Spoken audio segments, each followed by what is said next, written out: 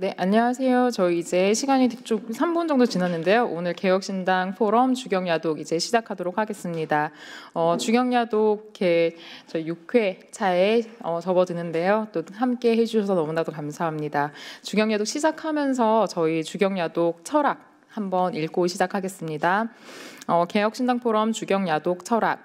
이 자리는 함께 묻고 배우는 자리입니다. 이곳에서는 질문이 먼저이며 누구나 자유롭게 의견을 나눌 수 있습니다. 우리는 정답보다 질문, 논쟁보다 경청이 있는 토론을 소중히 여깁니다. 모두가 동등한 참여자로서 발언에는 위기가 없습니다.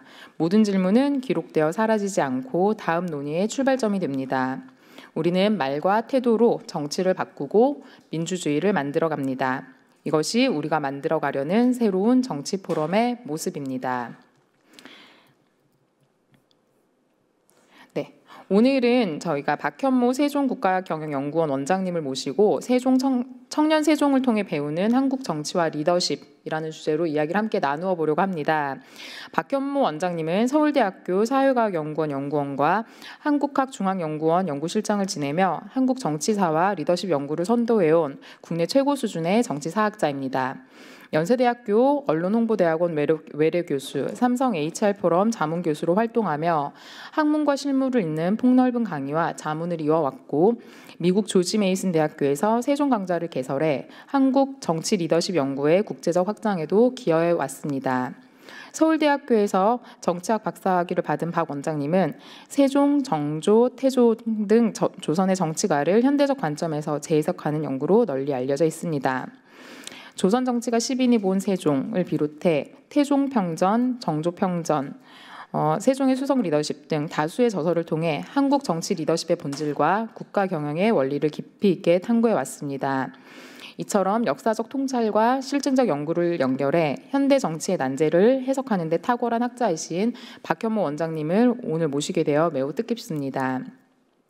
오늘은 청년 세종을 통해 배우는 한국 정치와 리더십이라는 주제로 강연을 듣고 함께 토론을 이어가려고 합니다. 원장님께서는 최근 개혁신당의 상황을 보며 새로운 길을 모색하던 청년 세종의 모습과 겹치는 지점을 발견하셨고 이 주제를 직접 제안해 주셨습니다. 그 말씀을 바탕으로 오늘 생각의 폭을 넓혀보는 시간을 가져보겠습니다. 그러면 박수로 박현모 원장님을 모시겠습니다. 아까 영상 잘 보셨죠? 세종이 제일 좋아하는 과일이 뭔지 혹시 아십니까? 힌트를 좀 드리면 우물가 하면 떠오르고요. 입술이 연상되는 과일입니다. 앵두입니다. 앵두. 맞추셨습니다. 박수 한번 쳐주세요. 실제로 실록에 보면 세종께서 앵두를 좋아하시는데 아들 문종, 나중에 문종이 되는 세자가 앵두를 따서 소반에 들였더니 드시고 우세요. 울었다는 기록이 실제 있어요. 그래서 이거 세종 앵두 뭐 그런 말을 제가 끌어냈는데 좋아하는 해물도 있습니다. 오징어. 좀 더 비싼 음식, 비싼 해물입니다. 전복입니다. 오, 박수 한번 쳐주세요. 여기. 그러니까 세종실록은 정말 없는 얘기가 없습니다.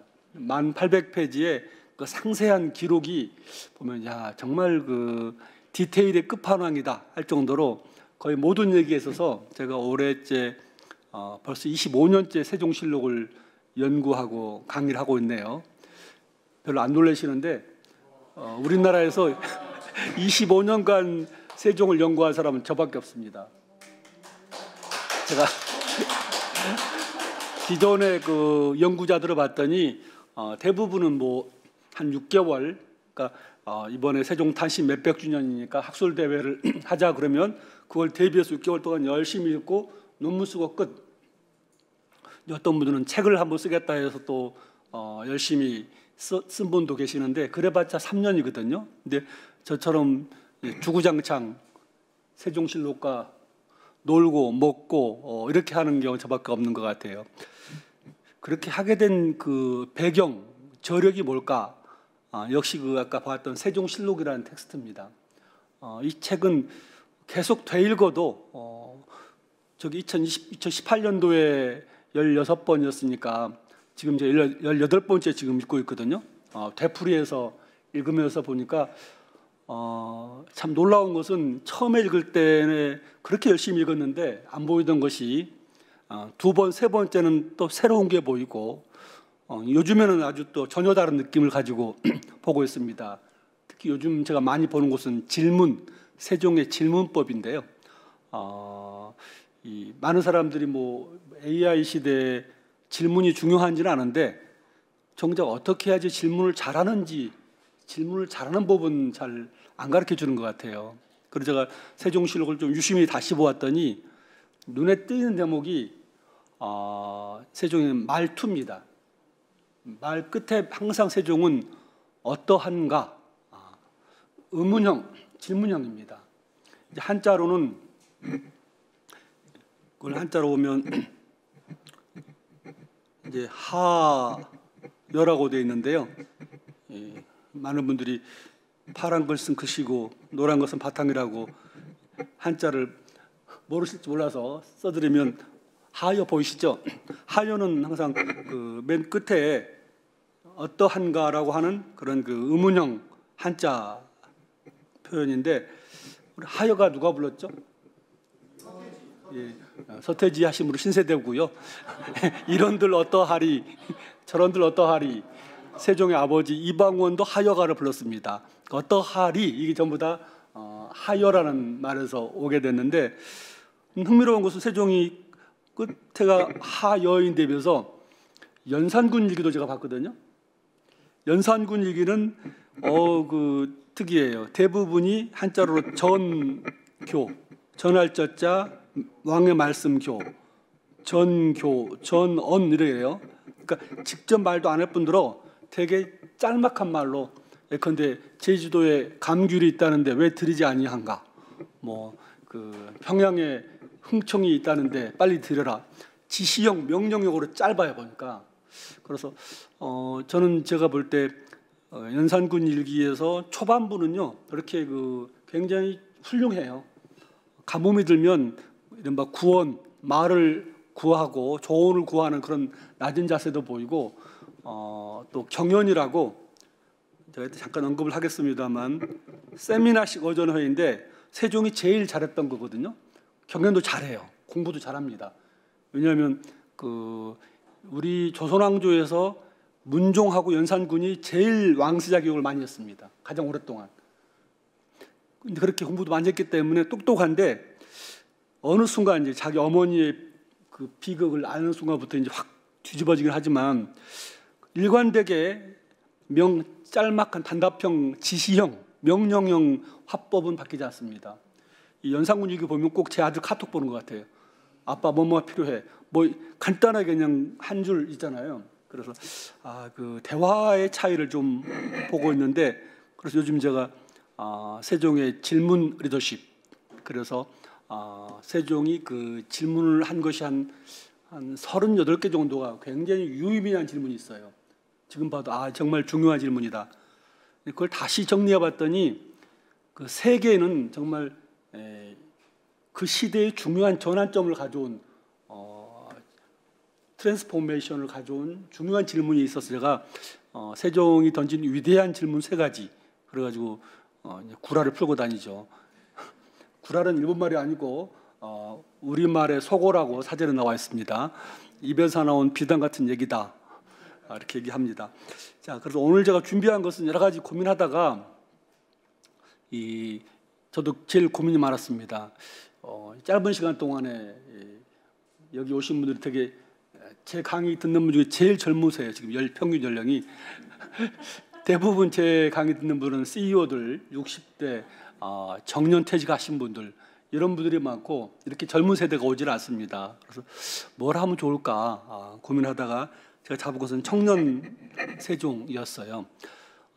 이따가 이제 제가 한번 보겠습니다만 제가 얼마 전에 그 어떤 프로그램에 웰다잉 프로그램에 갔다가 이런 제 묘비명을 제가 한번 만들어봤습니다. 그 웰다잉 프로그램을 가면 관에도 눕고요, 굉장히 진지하게 자기 삶을 돌아보는 그런 그 프로그램인데 마지막이 자기 묘비명 쓰는 시간이에요. 나의 삶이 어떻게 기록됐으면 좋겠는가. 그래서 제가 뭐라고 기록했습니까? 세종 같은 리더 1만 명을 양성한 박현모 여기 잠들다. 이렇게 이제 제가 정말 고심 끝에 이렇게 했는데요. 별 반응이 없으시네요.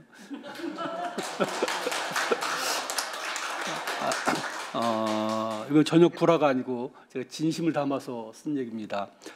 저는 생각을 해봅니다. 우리나라 교육계에서 정말 세종 같은 세종처럼 진실된 마음으로 늘 연구하고 인재를 아끼는 마음으로 기르는 교육계 인재가 한 200명이 있다. 우리나라에 활동하고 있다. 그런 교사들이 기업 쪽에서 한 300명이 창의적이고 추진력 강하게 성과를 내는 기업인들이 한 500명, 300명. 우리 정치계에서는 몇 명쯤 가능할까요? 제가 볼 때 정치계가 제일 지금 어렵습니다. 100명만 해도 저는 제가 볼 때 한국이 정말 엄청날 거라고 봐요. 옛날 표현처럼 활발발한. 옛날에 우리 활발 말고 활발발이란 말이 고전에 자주 나오는데 이건 정말 새가 봄에 하늘을 치솟아 오른 것처럼 물고기가 이렇게 물속에서 탁 튀어오는 것, 그런 기상을 활발발하다라고 말하는데 가장 청년다운 모습이기도 하죠. 그런 우리나라가 될 거라고 생각을 하고 그런 리더를 1만 명을 양성하기 전까지는 난 죽을 수 없다. 이런 각오를 가지고 하고 있는데 요즘 제일 가장 큰 관심의 대상은 청소년입니다. 저는 죄송하지만 여기 계신 분들은 세종을 설사 오늘 깨달았다 하더라도 시효가 좀 길지가 않은데 제가 요즘 초등학교 3학년들 지금 내일 모레가 이제 4회째인데요.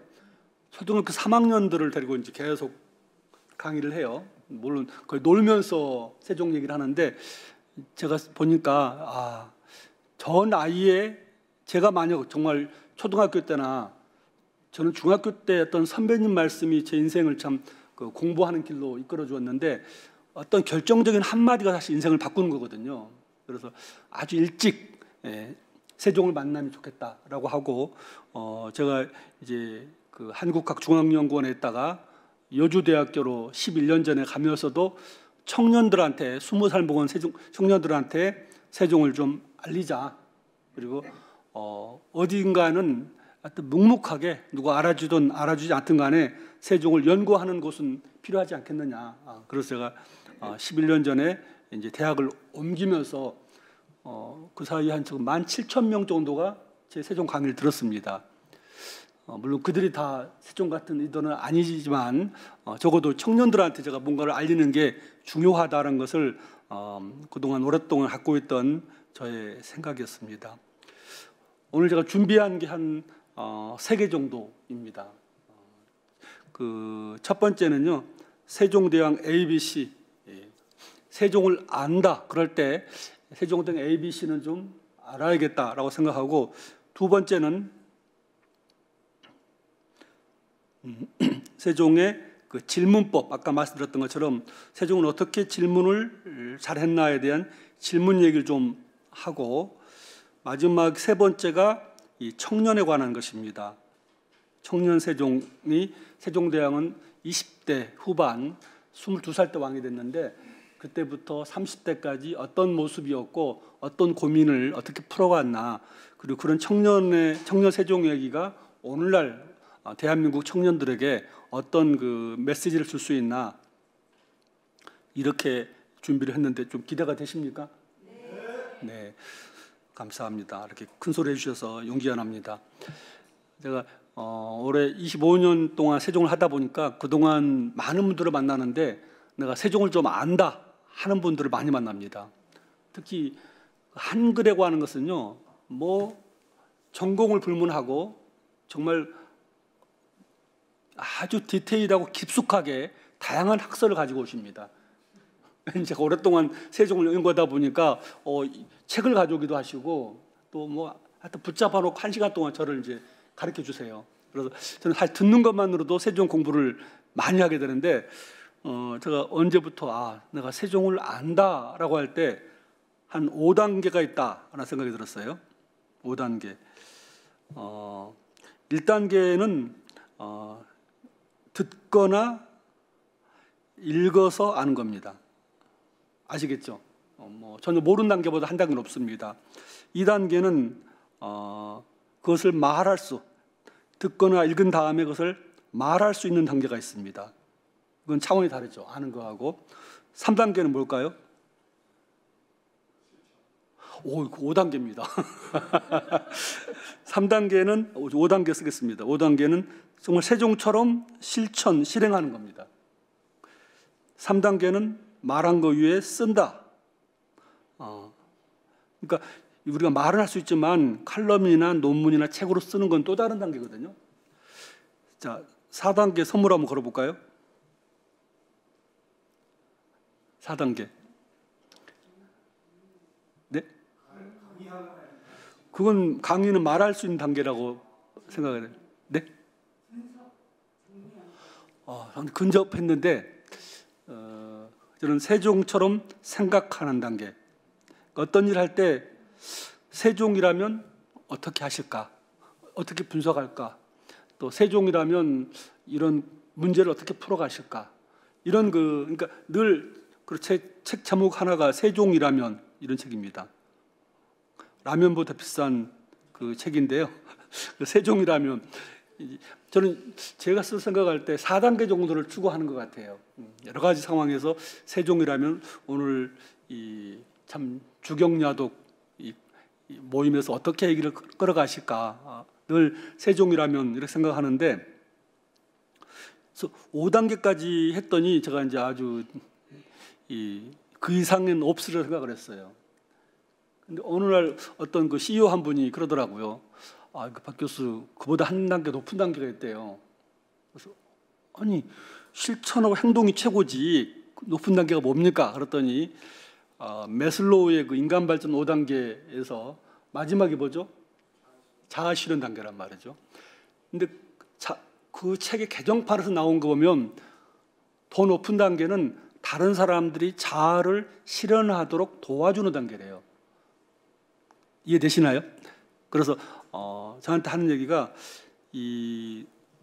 다른 사람들이 말하고 쓰고 실천하고 생각하도록 도와주는 단계가 최고 단계다. 그래서 제가 아주 크게 무릎을 친 적이 있습니다. 그래서 이제 사실 제가 세종 같은 일도 1만 명 양성도 그와 연관돼 있어요. 제가 공부한 걸 넘어서서 다른 사람들이 막 그렇게 말하고 실천하도록 도와주고자 하는 것을 목표로 하는데요. 그렇게 이제 아는 단계를 생각하니까 이제 ABC를 말할 수 있겠다. 첫 번째 A는 성과입니다. 어치브먼트. 모든 그 리더는 해봤다, 한번 좋은 의도 이거 가지고 안 됩니다. 그렇지 않습니까? 우리 선거에 당선돼야 되잖아요. 어떤 업적을 내야 됩니다. 그러지 않고 좋은 시도 가지고는 좋은 지도자가 될 수가 평가받기 어려워요. 그래서 이제 세종의 성과에 대한 부분이 있는데, 제가 성과를 한마디로 보여주는 저기가 C4, J0, K21, O19라는 이 비밀 코드, 제가 만든 코드입니다.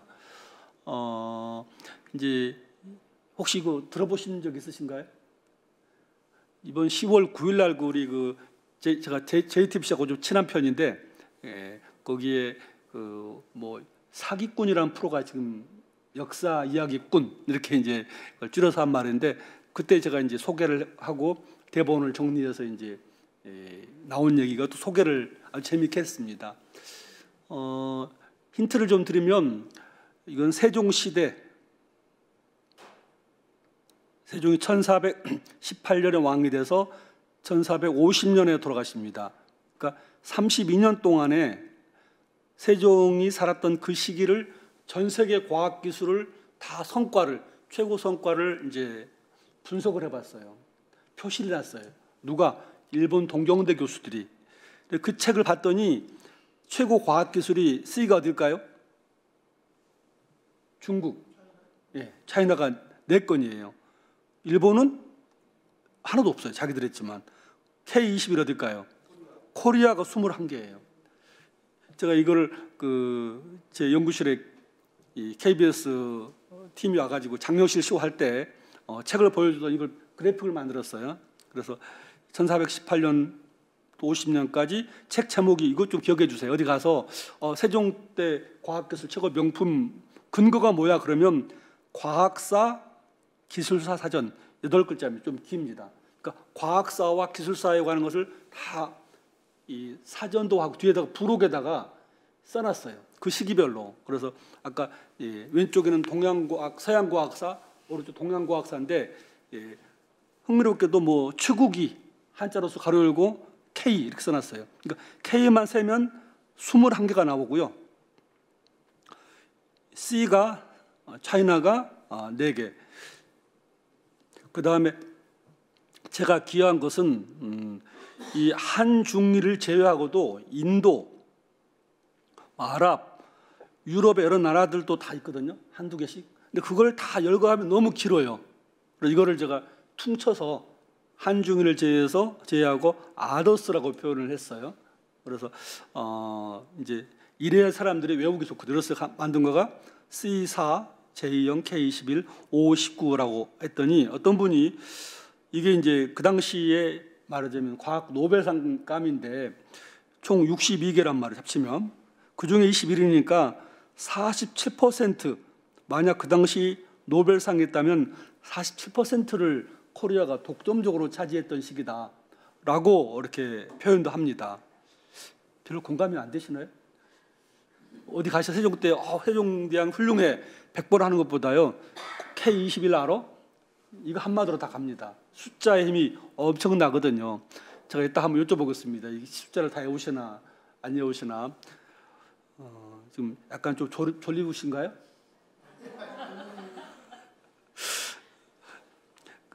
사실 이 책을 제가 발견한 계기는 여담이지만 이제 제가 일본 교토 포럼이라는 데를 갔어요.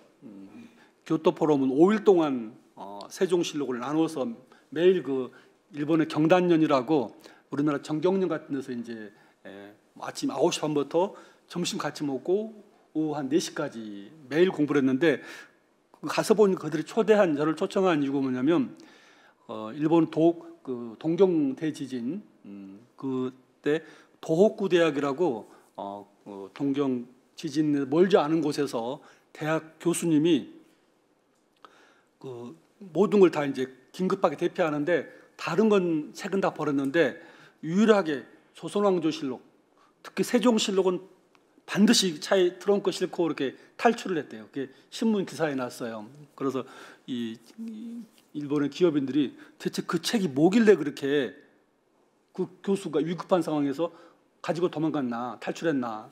그래서 우리도 한번 읽어보자.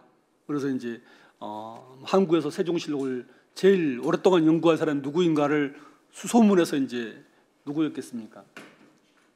네. 그래서 제가 오랫동안 했기 때문에 가서 5일 동안 했는데 낮에는 이제 계속 저기를 합니다. 강의하고 세미나하고 저녁 때 관광도 하고 서점도 가는데 그때 발견한 책이 이거예요. 과학사 기술사 사전. 그래서 딱 그거 보고 제가 정말 신이 났습니다. 숫자로 세종 시대를 말할 수 있겠다. 근데 제가 이번 강의를 준비하면서는 하나 좀 더 생각을 했어요. 아까 K21이 뭔가 궁금하지 않으세요? 그래서 제가 여기 표시해놨는데요. 맨 앞에 시기적으로 맨 앞에 나오고 석빙고도라고요. 한강변에다가 당시로 첨단 냉장 시설을 설치한 거가 K21의 첫 번째예요. 여러 지리지, 농업의 농사직설, 의학에 관한 거, 추구기, 훈민정음도 들어있어요. 그리고 금속활자들, 그다음에 천체 역법, 하늘을 관측하는 거, 무기 등이 있습니다. 제가 가만히 보니까 이걸 좀 분류를 해봤거든요. 21개를 분류해 보니까 백성들의 일상생활, 시간, 언어, 먹는 문제 이런 게 관한 부분이 57%에 해당해 보니까 압도적으로 많고 그 다음에 우리나라의 그 국격, 당시 한중일이 서로 그 국격을 경쟁하는데 이게 한 33%, 국방은 10%. 제가 처음에는 이게 뭘까라고 이제 제 특기 하나가 이제 어떤 거 갖다 놓고 실록에 있다가 곰곰이 생각하는 것입니다. 흥미로운 것은 곰곰이 생각하다를 세종실록에서 자주 나오거든요. 한자 표현이 궁금하지 않으세요? 어떤 일을 곰곰이 극이 생각하다. 한자로 보면 굉장히 복잡한 글씨인데요. 구멍혈에다가 벼화가 있고요. 이렇게 이런 글자예요. 혹시 무슨 글자인지 아시겠습니까? 절도할 때 절자입니다. 도둑질할 절자예요. 아니, 그러니까 극이 생각하건대 절사 이렇게 돼 있어요. 아니, 왜 극하단 말을 도둑질할 절자를 썼지? 어원을 찾아봤더니 보세요. 글자가 구멍 아래에서 별을 훔쳐가려고 어떤 놈이 쪼그려 앉아 있는 거예요. 여러분 같으면 저 정말 중요한 날 그 농업 시대에 별 훔쳐가야 되는데 그냥 덜컥 가져가겠습니까? 사전에 보죠. 면밀하게. 주인이 언제 오나, 언제 자리를 비우나, 저걸 가져가서 어디 가서 숨겨놓다 팔지. 정말 온갖 일어날 가능성을 극이 생각을 합니다. 그게 이제 절이라고 말하는데, 극이 생각을 해봤더니 이게 요즘으로 말하자면 R&D구나. 우리가 지금 참 R&D 예산을 얘기하는데 그 시대의 R&D구나. 그러니까 뭐 이런 것들은 그냥 테크놀로지 이론적인 게 아니고요. 다 이거 가지고 바로 민생에 도움되는 거고요. 바로바로 삶에 직결되는 리서치 앤 데벨롭먼트예요. 다 마찬가지죠. 그래서 세종시대의 R&D가 압도적으로 높았는데 대부분이 그 R&D가 바로 민생, 백성들의 먹고 사는 문제에 집중됐구나라는 생각을 이번에 해봤는데 공감이 되시나요? 아까 영상 볼 때 굉장히 분위기 좋았는데 점점 분위기가 이제 가라앉아서 좀 마음 아픕니다.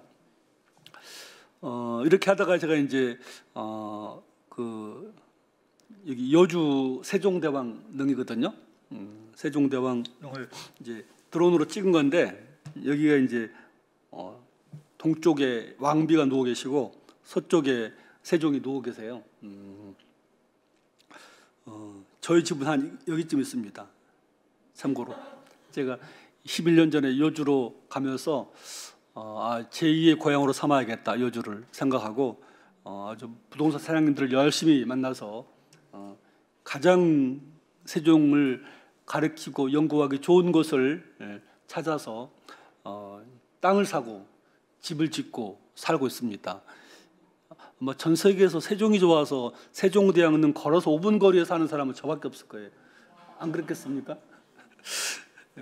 갑자기 눈이 번쩍 커지시는데 그때 땅을 사려고 그러는데 너무 커서 제가 650평이나 이게 땅이 있어서 나 감당할 수 없다 그랬더니 어떤 분이 일단 사놓고 정 안 갚기 힘들면 절반 잘라서 팔아먹으면 된다. 이렇게 걱정하느냐. 근데 정말 제가 사가지고 그 사이에 땅값이 엄청 올랐어요. 지금. 근 10년 내 가장 잘한 선택이라고 생각합니다. 제가 여기를 수시로 갑니다. 바로 집 앞이기도 하고 많은 분들이 여주에 골프 치러 왔다가 골프만 치기 미안하니까 우리 세종 얘기 좀 듣고 가자. 박 교수 불러. 그래서 제가 가서 하는데 이렇게 왕의 숲길이 있어요. 혹시 아시는 분은 모르겠는데 건너편 효종릉이 있고 세종릉 사이의 길이 왕의 숲길이라고 있어요. 정말 최고의 길입니다. 대권의 꿈을 가지신 분은 꼭 이 왕의 숲길을 한번 걸어보시기를 추천드립니다. 이 왕의 숲길을 나오면 여기에가 바로 비석이 있어요. 비석은 아시다시피 이 왕릉의 이 능의 주인이 누구인가를 알려주는 표석인데 흥미로운 것은 조선국 세종대왕 영릉 이렇게 되어 있거든요. 제가 눈에 띈 거가 이 국자였어요. 국. 먼저 보이는 것이 테두리였거든요. 국가를 경영한다는 것은 일정한 영토, 영역 안에서 그다음 재미있는 눈에 띄는 것이 이게 입구가 아니고 딱 밥그릇으로 돼 있어요. 여기가 밥그릇. 누구나 봐도 이거 밥그릇이라는 생각이 들어요. 밥그릇을 표시하고 그 다음에 창과가 있어요. 이게 뭘까 생각해 보니까 그래 국가를 경영한다는 것은 그 영토 내에 있는 사람들의 먼저 먹는 문제 해결이 첫 번째지. 그렇지 않습니까? 민생 문제가 경제가 첫 번째예요. 그 다음에 시큐리티 안전이죠. 대내적 안전을 잘 지켜주는 거, 푸드와 시큐리티가 가장 중요한 지도자의 국가 경영자의 책임이다. 그걸 보여주는 것 같아요. 근데 하나가 더 있어야 돼요. 이게 오늘 우리가 그 정치의 본령이라고 할 수 있는 부분이기도 하고 한국 정치가 좀 취약한 부분이기도 해요. 개혁신당이 나갈 길일 수도 있겠어요. 그 뭘까요? 먹는 문제만으로 안 되고 안전만으로도 안 되고 그다음 뭐가 필요합니까? 네? 비전. 예, 좋습니다. 정확히 힌트를 드리면 우리나라 사람들이 제일 못하고 있는데 세종대왕이 제일 잘한 거예요. 두 글자. 땡땡 정치라고 할 수 있어요. 자, 뭐 입에 담고 계시겠습니다만 이따 한번 생각을 해보시고 나눴으면 좋겠어요. 그게 지금 제가 볼 때 제일 못해요. 지금 말씀드릴까요? 너무 갑자기 엄청 궁금해하시니까 제가 그냥 비밀을 유지해서 제가 그 포스코의 그 프로젝트를 받아가지고 우리나라 직장인들 2,200명한테 설문조사를 했어요. 당신의 상사가 제일 잘하는 게 뭐고 제일 못한 게 뭔가를 쭉 조사를 했더니 제일 잘하는 게 이른바 상향 적응이었어요. 여러분 공감되시나요? 그 기업이든 뭐든 간에 사장이 누가 오는지 지금 한참 인사 시즌인데 또 뭐 대통령이 누가 바뀌는지 특히 그 트렌드에 대해서 엄청 사람들이 민감해요.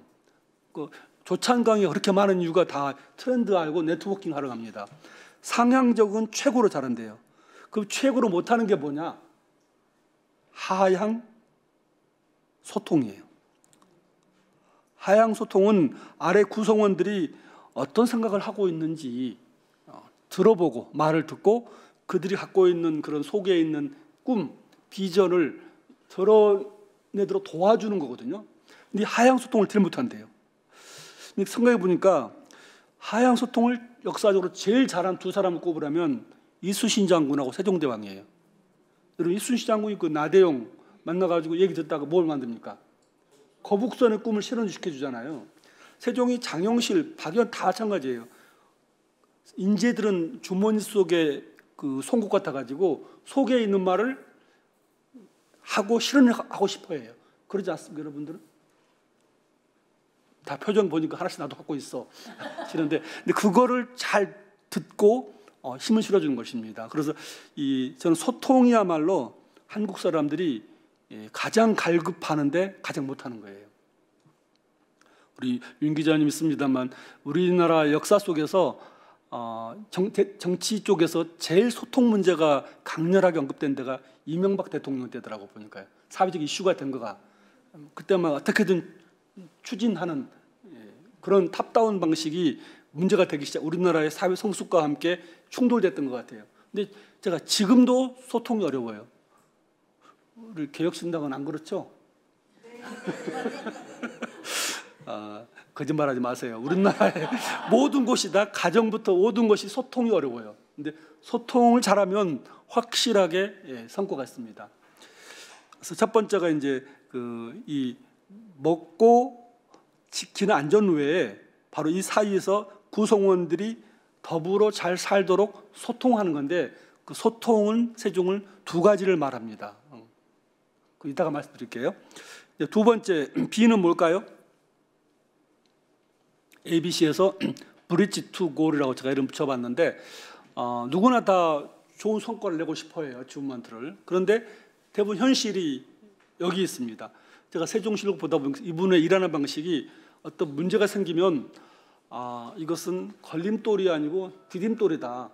그러니까 이거를 잘 극복하면 다음번에 더 잘할 수 있겠다. 그러니까 목표하고 현재 사이를 줄여가는 그런 게 아주 참 뛰어난 분인데 그래서 가장 중요한 것은 이 바로 다리 놓기, 목표하고 이 현재 사이의 갭을 줄여가는 것인데 사실 좀 리더십 과정이죠. 흥미롭게도 제가 연구를 해보니까 어치브먼트는 굉장히 많이 돼 있어요. 근데 과정 부분은 의외로 안 됐습니다. 혹시 이 중에서 세종 연구를 하시겠다 하신 분은 석사 논문도 가능합니다. 세종의 그 리더십 과정 부분을 주목하면 아주 다양한 그런 부분들을 볼 수가 있어요. 그래서 이제 과정을 이제 아까 했던 뭐 소통도 그렇고요, 또 인재 쓰기도 그렇고, 특히 경연이라는 회의, 사실 다 이런 것들이 우리가 늘 하는 것들이거든요. 근데 이것을 탁월하게 잘하는 거예요. 세종에 따르면 지금까지 하던 것 중에서 아주 중요한 거 하나를 아주 탁월하게 잘해보자고 그래요. 많지가 않고 하나를 아주 탁월하게. 그래서 그중에 그게 바로 회의학이에요. 회의법. 그래서 이 세종의 회의법은 또 기회가 되면 말씀드리겠습니다만, 이런 과정들인데 이거를 제가 잘 생각해 보니까 세종 어록으로 하면 여기 바로 연결하라는 이 세종 어록인데요. 뭐 떠오르는 사람 있지 않습니까? 연결하라 그러면 뭐 스티브 잡스가 떠오르지 않으세요? Only connect 뭐 그러잖아요. 놀랍게 세종이 이미 했던 말이에요. 다 이게 안 믿으시니까 보여드릴게요. 한자로 소술선지라고 검색하면 나와요. 소술선지. 소자가 이을 소자예요. 누구 소개하다, 부동산 소개다, 이 소자입니다. 그러니까 선배들의 뜻을, 선지를 잊고 살려라 이거예요. 1433년에 북방 개척하면서 그 선배들, 좀 태조부터 태종까지 해왔던 일들을 계승 발전시키자면서 한 말인데요. 제가 볼 때 세종이 가장 열심히 뛰어나게 잘한 일이 뭔가, 한마디로 잊고 살리기입니다. 잊고 살리기. 우선 첫 번째, 과거의 경험과 지혜를 현재로 이어오는 데 굉장히 역점을 둡니다. 뭐 세종 때 고려사 편찬이라든가 과거 것을 편찬하는 데 열심이고, 가장 잘한 것은 당대 인재 사이를 연결한 것입니다. 저는 우리나라가 정말 인재들이 많은 거 아시죠? IQ도 다 뛰어나고 그러는데 제일 못하는 게 바로 뿔뿔이에요. 곳곳에 인재가 있습니다. 근데 그 인재를 연결하기만 하면 엄청난 일이 나는데 이 참 그 왜 연결을 못하는지 모르겠어요. 특히 세종 때는 이제 집현전이 그 중심이 되어 있거든요. 집현전이 돼서 집현전의 학사 사이도 연계가 잘하지만 조정의 대신들하고 연결을 잘합니다. 그 사이가 경연이라는 세미나식 어전회의인데요. 바로 이 경전, 클래식이란 말처럼 세종 때 경연을 할 때는 바로 일로 들어가지 않습니다. 어떤 한 대목을 아까 뭐 연결하라 이런 대목을 읽은 다음에 그 다음에 이제 한참 의견이 모아지고 말이 모아진 다음에 그 자리에 있던 재상들이 이를 끌어들여서 말과 이를 연결하는 거가 탁월한데, 바로 집현전이 그 경연에 주도를 하고 있습니다. 자, 그 다음에 이제 그걸 미래 세대로 연결해주고, 저는 이 참 세종한테 하나만 배우라 그러면 바로 잊고 살려내기다. 그래서 이게 작년에 우리 세종 작년 선정은 25년도 세종 어록입니다. 작년 제가 11월 달에 선정을 했어요. 내년도가 좀 선거도 없고 그러는데 잘 좀 제가 올해 선거 없을 줄 알았어요. 작년 11월 달 어떻게 제가 12월 3일을 알았겠습니까? 그래서 우리나라가 좀 연결을 잘 됐으면 좋겠다라고 해서 뽑았는데 내년도 뭘 할까? 저희 연구소가 매년 이 내년도 세종이라면 무슨 말씀을 하실까라고 어록을 던지거든요. 뭐 교수 신분에서는 지나간 1년에 대한 회고를 하지만 저는 중요한 것은 내년도에 세종이라면 어떤 우리 사회에 메시지를 줄 것인가라고 생각을 해요. 여러분 생각에는 어떤 말씀 주시면 좋을 것 같습니까? 내년도에? 제가 지금 가져왔어요. 이따가 보여드릴까요? 우선 저 도와주세요. 네, 감사합니다. 앞에는 이렇게 대포 어록이 뭐라고 됐습니까? 살고 살리는 기쁨이고요. 정월부터 12명의 세종 어록이 이제 세종시대 인물에 대한 짧은 어록이고요. 다 날짜별로 표기가 돼 있어요. 언제 치국이 만들고 언제, 그래서 세종 달력입니다. 이걸 11년 전부터 올해 11년째 만들고 있는데 많은 분들이 어록을 좋아하세요. 그래서 뒤에 봐주시면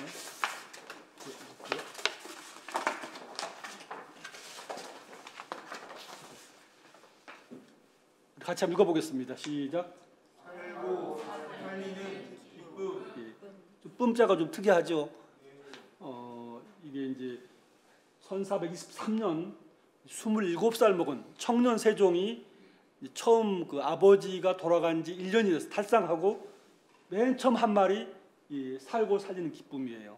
생생지락인데, 그래서 정말 우리나라가 곳곳에서 좀 나부터 살고 나부터 바로 서고 나아가서 남도 살리는 기쁨을 누렸으면 좋겠다. 그래서 내년도 어록 이렇게 뽑아왔습니다. 많은 분들이 이걸 지지했어요.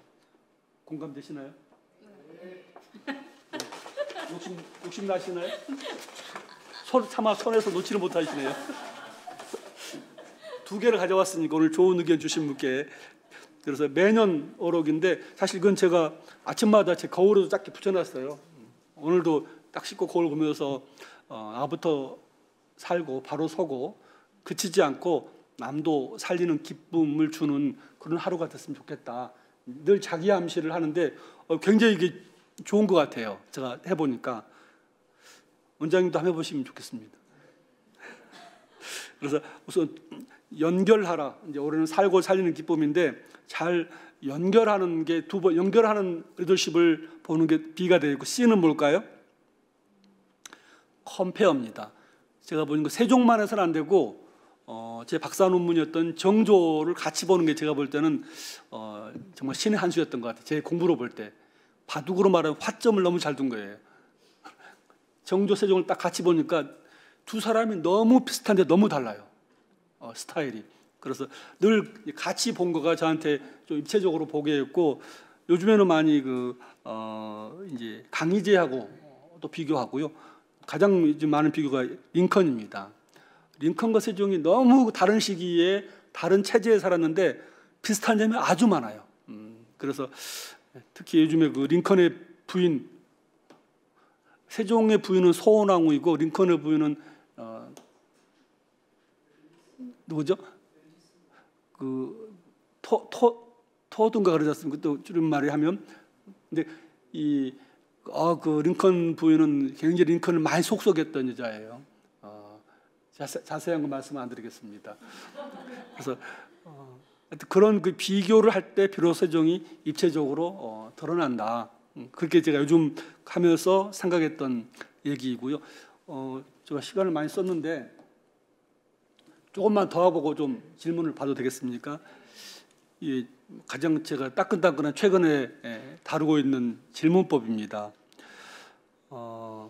그 세종의 질문을 하고 찾고 글을 쓰다 보니까 하브루타라는 유대인들의 그 탈무드를 가지고 한 학습법이 떠올랐어요. 제가 한번 영상을 한번 보여드려도 될까요? 네. 시간을 줄이기 위해서 아쉽지만 어떤 거냐면요.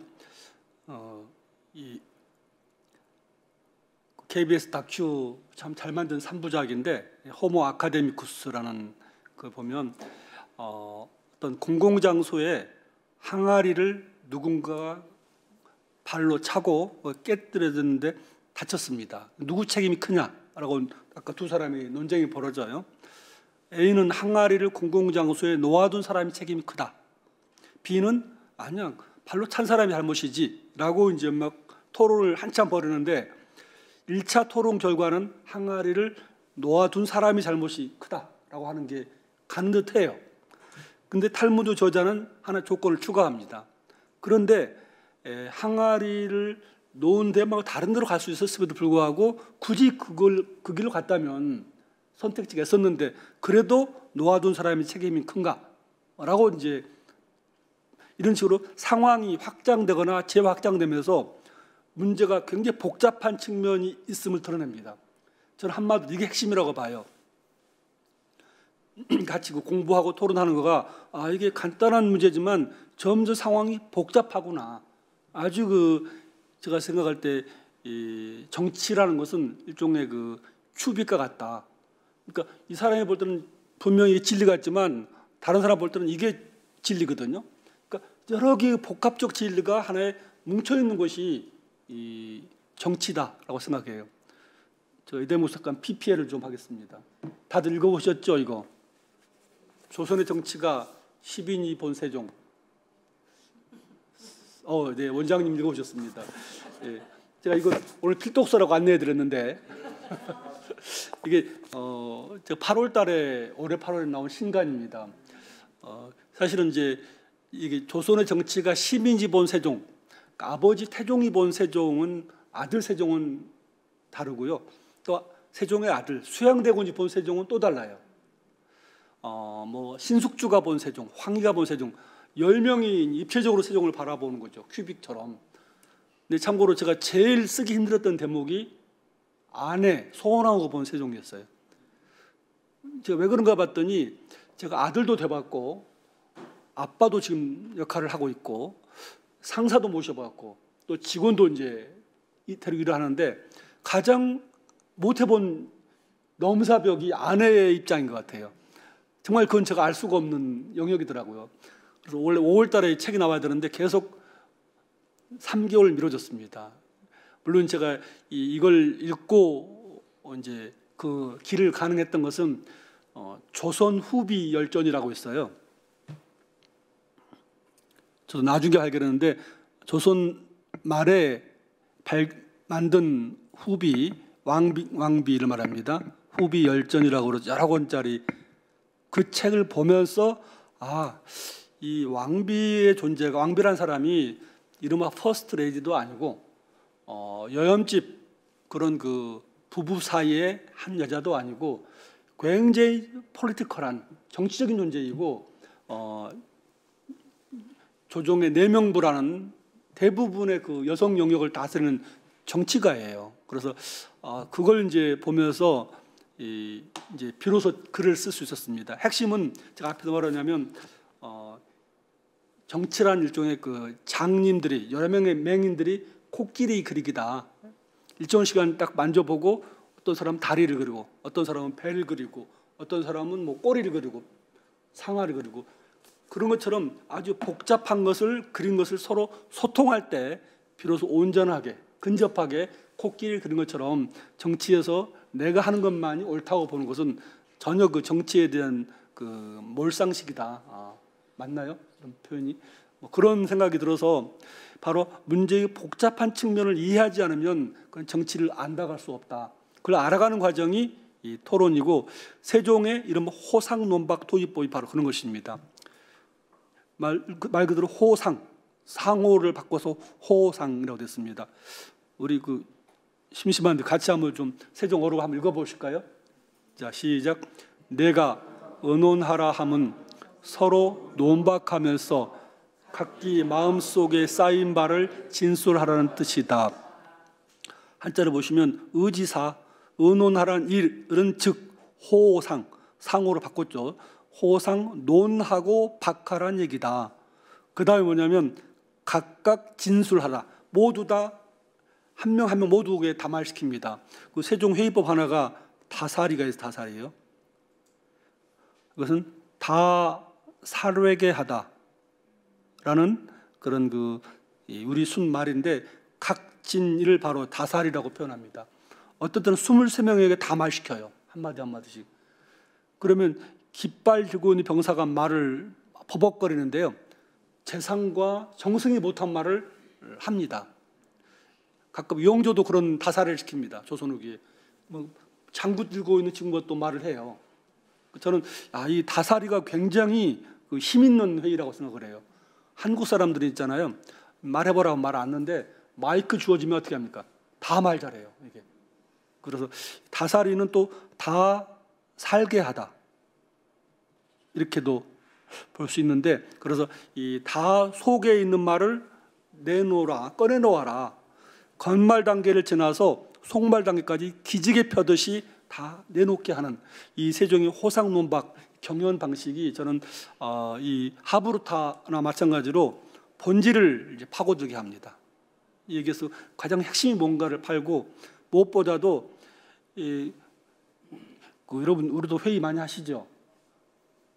저는 세종회의법을 배우고 나서는 그 대학에서 회의를 하면서 정말 욕이 나오더라고요. 회의 대부분이 교무회의 가면 그냥 저기 하거든요. 각자 뭐 부처별로 발표하고 그냥 쭉 공유하고 끝나요. 그냥 총장 말씀 끝나고. 물론 그런 이 정보 공유와 때로는 정당성을 위한 회의도 필요하지만 정말 그 중요한 전환기에는 제가 볼 때 개혁신당도 지금 경연 방식 회의가 필요한 것 같아요. 한국 정치의 대전환기이기도 하고 지금처럼 한국 정치가 지금 욕먹는 데가 있었습니까? 역사적으로? 윤 기자님 어떻게 생각하세요? 그렇죠. 공감을 하시잖아요. 윤 기자님 정말 존경합니다. 굉장히 연결 노력을 잘한 사람이에요. 기자들 사이를 또 정치와 학계를 연결의 대가예요 보면. 그래서 저는 별명을 윤연결이라고 생각합니다. 그래서 근데 오늘날처럼 정치가 정말 그 바닥 신뢰의 바닥인 때 없는 것 같아요.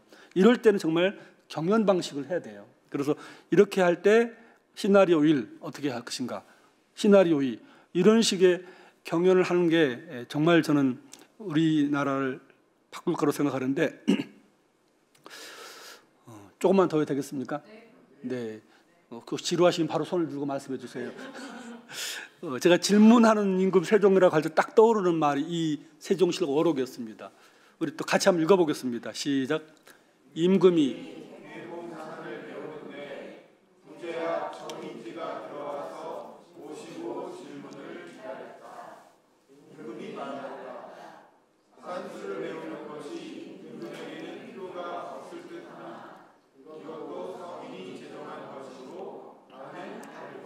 감사합니다. 세종실록 12년 세종이 22살 때 왕이 됐으니까 34세 때 세종이 한 말이네요. 읽어보시지 뭐 남는 단어가 있습니까? 방금 실록 산수. 오, 네. 산수. 또 혹시 뭐가 떠오르시나요? 사실 실록이 보면 이래요. 그냥 보면 그냥 좀 낯설어요. 굉장히.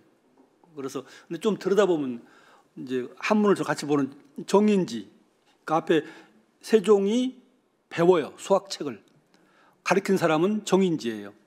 집현전의 부지학이니까 집현 최고 책임자죠. 들어와서 한자를 보시면 정인지가 입 들어와서 시 모시고 대문 질문을 기다리고 있어요. 저는 이걸 이렇게 쓰고 싶어요. 정인지 컴마 질문을 기다리다. 이 문장 하나가 저는 세종시대의 모습을 딱 정확하게 딱 보여주는 것 같아요. 그러니까 왕이 질문하는 거죠. 24살, 34살 먹은 왕이 당시 최고 수학분야 최고 책임자인 정인지를 불러놓고 이건 어떻고, 계몽산이라는 것은 이제 산학계몽이라는 책인데요. 원나라 때 만들어진 책입니다. 뭐 주세걸이라는 사람이 고차 방정식도 있는 책이에요. 그래서 이 주세걸의 이 책을 가지고 수학을 물어봐요. 근데 왜 왕이 세종이 수학을 배웠어? 과외 받은 거 일종의 과외인데 수학 과외를 받았어?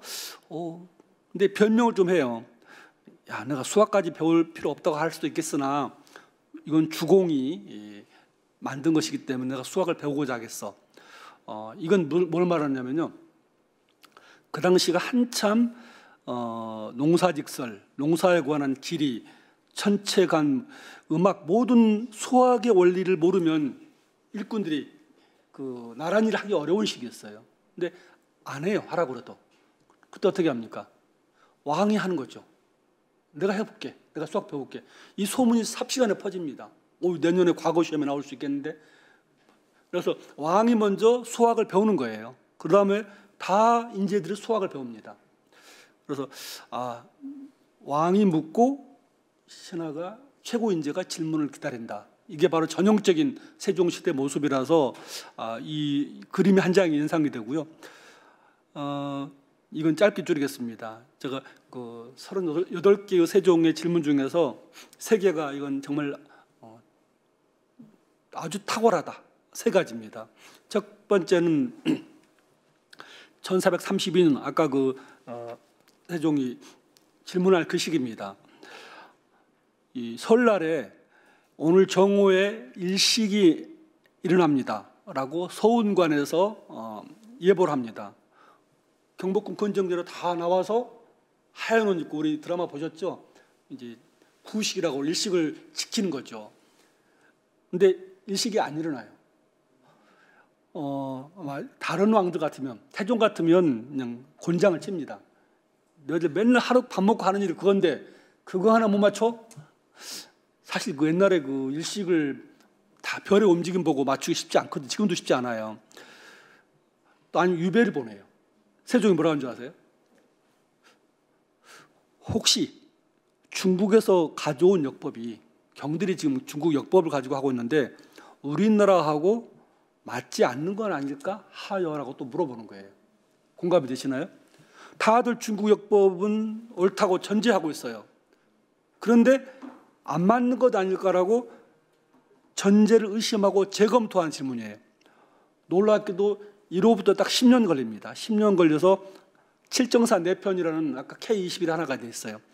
조선의 최고 역법 시간을 가져온 이 K가 나오게 됩니다. 바로 전제하는 것을 문제 삼는 질문이 저는 세종한테 아주 가장 위대한 질문 하나였다고 봅니다. 근데 그러고 보면 되게 전제하지 않고 문제 삼는 질문을 제일 잘하는 애들이 누군지 아세요? 유치원생. 예, 유치원생. 초등학교 저학년 끊임없이 질문합니다. 아빠 왜 그래? 엄마 왜 그래? 그러지 않습니까? 근데 그 질문들이 다 좋은 질문은 아니에요. 왜 그런지 아세요? 그 질문이 쓸데없는 질문이 많거든요. 다시 말해서 공동체에 정말 필요한 질문이 아닌 경우가 많아요. 좋은 질문은 전제하는 문제 삼을 때 공동체에 정말 중요한 문제를 건드려야 돼요. 이와 관련해서 참 그 갤브레스의 책을 보고 제가 무릎을 쳤는데 혹시 같이 한번 읽어보실까요? 위대한 지도자들에게는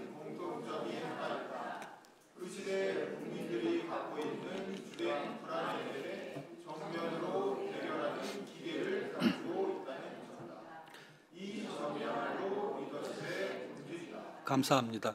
바로 국민들이 갖고 있는 주된 불안이 있거든요. 그것에 피하지 않고 정면으로 대결한 그 기계, 그게 리더십의 본질이라는 거예요. 우리나라의 가장 중요한 주된 불안이 뭡니까? 부동산. 남북 관계, 뭐 지금 관세, 제가 볼 때 청년이에요, 청년. 청년 문제를 하지 않으면 정말 어려워요, 지금요. 그래서 일단 그런 것처럼 그걸 딱 도전하는 질문입니다. 그리고 세종은 이제 감옥에 가지고 하는데 이건 사례 설명을 생략하고요. 세 번째는 그렇게 계속 질문만 할 게 뭐냐, 도전만 하면 뭐 하느냐. 우선 구성원들의 속마음을 말로 드러나도록 하되 말이 일이 되도록 연결하는 것입니다. 아까 연결하라, 소술선지를 말씀드렸는데 이 후민정음의 가장 중요한 출발점이 바로 이 연결에서 나옵니다. 세종 14년이면 세종 24년 이제 한 11년 후에 훈민정음이 이달에 임금이 친히 언문 28글자를 망간오니 이래서 이제 나오는데 이 어전에 의해서 논쟁이 벌어져요. 허조라는 사람은 백성들한테 나라에서 금지하는 법령을 알려주면 농간부립니다. 이해되시나요? 혹시 여러분들은 안 그러신가요? 과속 단속 카메라가 있으면 막 가다가도 싹 줄였다가 지나다 다시 저만 그런가요? 근데 아예 그냥 모르면 다 계속 천천히 갈지 모르겠는데 하여튼 아예 알려주지 말자. 그리고 세종은 그런 백성들한테 조삼모사 하자는 얘기냐. 알려주고 스스로 미리 피하도록 하는 게 좋지 않겠느냐. 이 논란이 벌어집니다. 그래서 법령을 미리 읽을 수 있게 하면 어떨까라고 질문하는 것. 이것이 1라운드 세종의 어떤 한글 창제에 관한 부분이고요. 2라운드가 유명한 최만리와의 논쟁이고 3라운드가 29년도에 나온 이제 그 훈민정음 해례에 대한 3라운드를 거칩니다. 근데 그 출발점은 백성들한테 그걸 잘 알게 하자. 그러게 하기 위해서 문자를 만들기 위해서는 아까 경상도 지리지 가져와. 방언을 연구해야겠어. 저기 뭡니까? 뭡니까? 금소갈자, 경자자, 갑인자, 거기서 글자체 가져옵니다. 의방 유치 뭐 등등 그런 의학서, 음성 구조, 그러니까 기존의 걸 잘 모아서 연결하는 결과가 사실 훈민정음이에요. 그래서 이 연결해서 해법을 도모하는 질문, 이런 얘기합니다. 사실 이제 이건 이렇게 하면 좀 저긴데 기업에서는요 굉장히 효과적으로 씁니다. 그러니까 최근에 한 거가 이제 저희가 100대 프로젝트라고 하고 있는데요. 100대 사업. 대한민국 기업의 100대 기업의 세종 리더십을 HRD에 넣도록 하기 위해서 저희가 이제 계속 하는데 최근에 이제 뭐 동원그룹이라고 거기에서 이제 신임 팀장한테 교육을 합니다. 이제 새로 내년도에 선무가 뭔가 우리도 한번 좀 개혁신당에서 해볼 만한 주제인데요. 세종은 근무하고 선무가 있대요. 근무는 지금 당장 하지 않으면 안 되는 일들이고요. 선무는 미리 해놓으면 좋은 일들이에요. 중요한 일이죠. 자, 그러면 급선무는 뭘까요? 실록에 나와 있거든요. 급선무가 급하고도 세상에 그런 일은 없대요. 잘 보면 근무 아니면 선무예요. 실록에 나온 급선무를 봤더니 선무가 목적어이고 급이 동사예요. 그러니까 선무를 먼저 해라. 미리미리 해놓으라. 그러면 근무가 줄어든다는 거예요. 참 저한테 반성되는 말입니다. 임박에서 항상 글을 쓰고 하는데 그래서 내년도에 각 팀에서 할 선물을 하나씩 적고 발표시킵니다. 그 다음에 세종의 질문법 3가지, 그 다른 거 다 전제하는 것을 문제 삼는 질문, 문제 삼는 거 있습니까? 두 번째 뭐죠?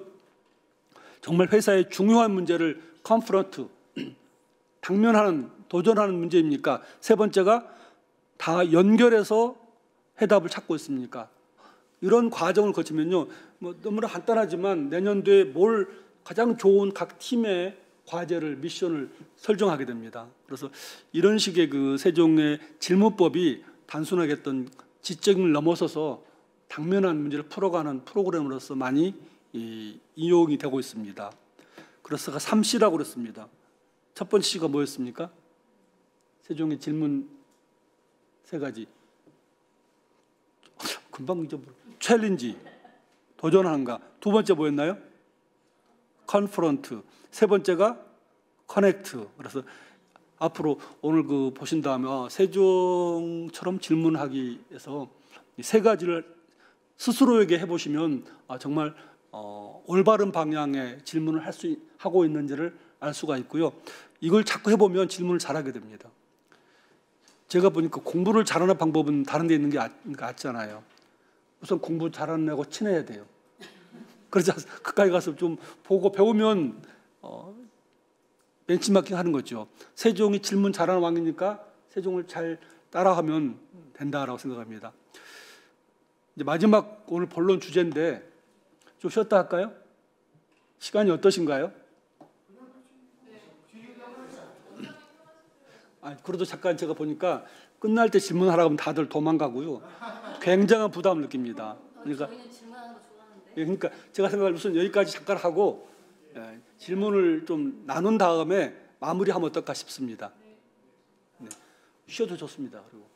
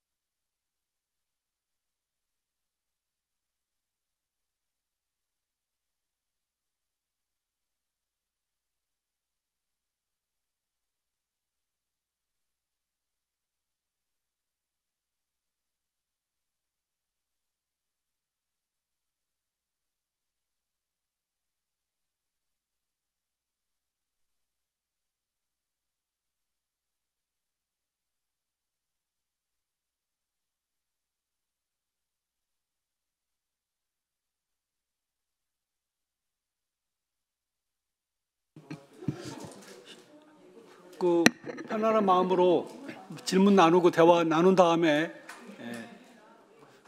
마무리하도록 하겠습니다.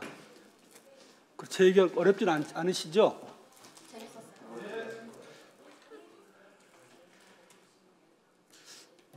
질문 시간입니다.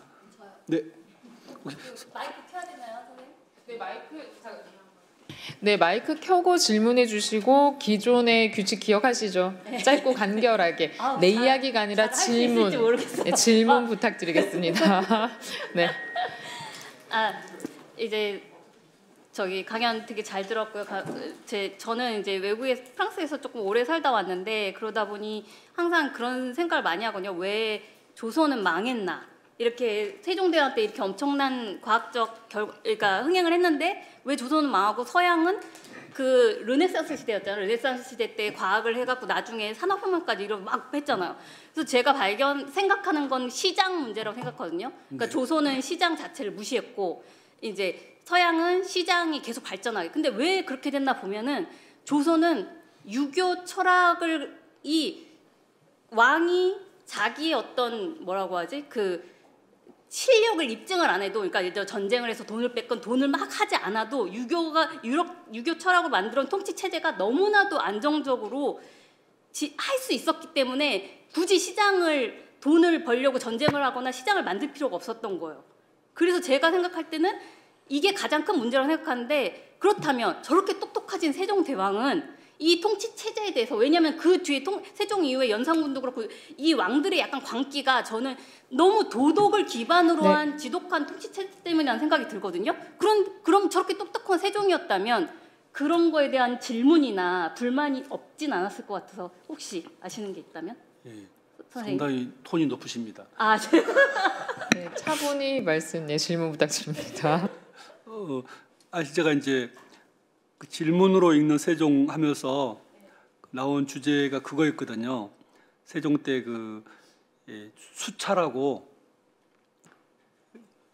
물레방아는 물의 힘으로 돌아가지만 수차는 물을 거꾸로 이제 끌어 올리는 것인데, 왜 세종 때 그렇게 뛰어난 그 과학 기술이 뛰어났는데 수차를 실패하건 세종이요?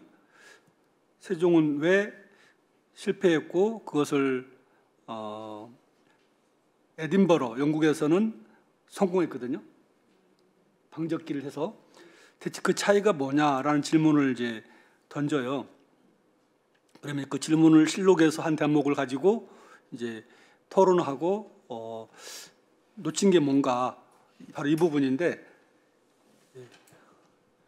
마치 오늘 그 질문을 던질 것처럼 제가 해서 준비해 왔습니다. 굉장히 중요한 주제인데 이런 질문입니다. 한번 읽어주세요. 한번. 저요? 예. 앞에.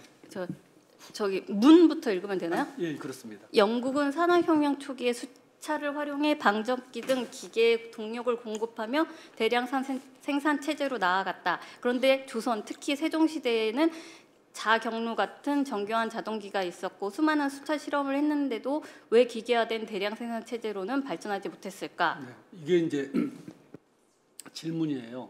방금 말씀하신 똑같은 거잖아요, 지금요. 그렇죠.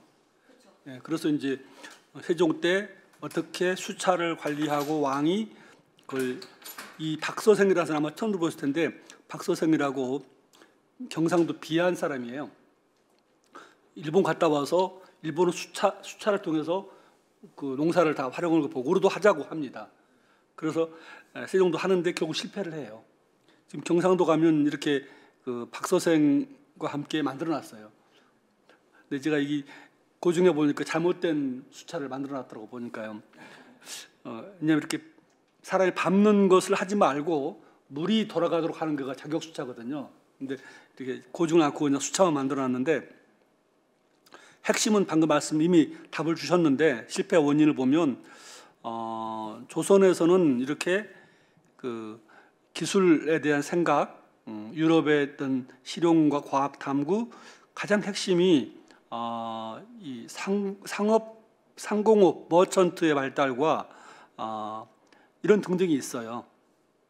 근데 저희가 이제 토론할 때 어떻게 하느냐 했더니 어떤 분이 요즘에 소버린 그 AI의 소버린 문제를 가지고 정부에서 나서고 있잖아요.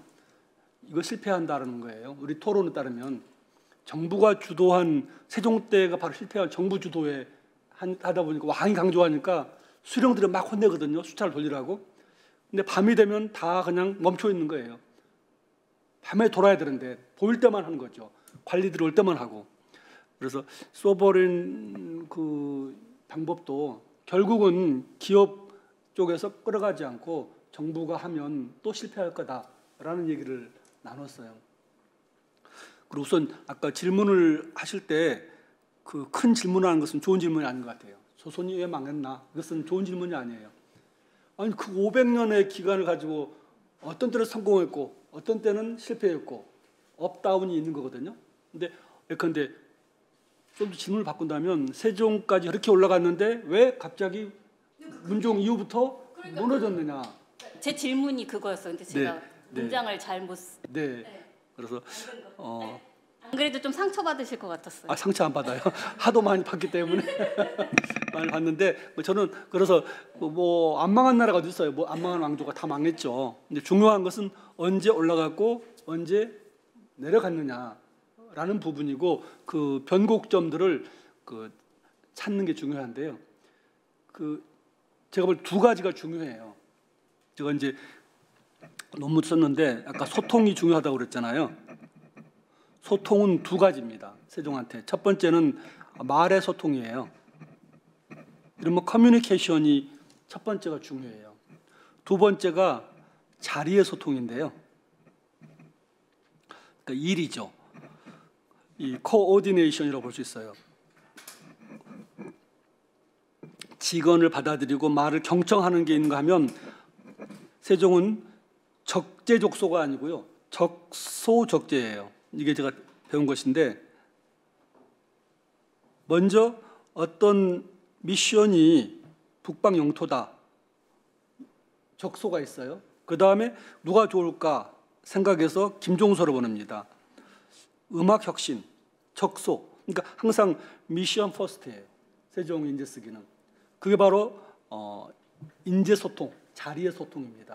그러니까 이 말의 소통과 자리 소통의 하위 변수 가지고 정리를 하면 이렇게 태조 때 올라갔던 것이 끊어질 수 있었는데 세종 때 태종이 세종한테 넘겨줌으로써 맨 올라갔다 내려가 하나하나 변곡점들을 살펴보면 어떤 점에서 놓쳤나 잃어버린 고리를 찾는 게 훨씬 더 그 도움이 된다라고 생각을 해요.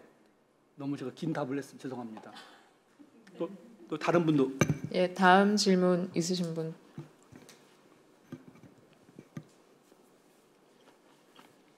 네, 본사님 네, 마이크 켜고 부탁드립니다.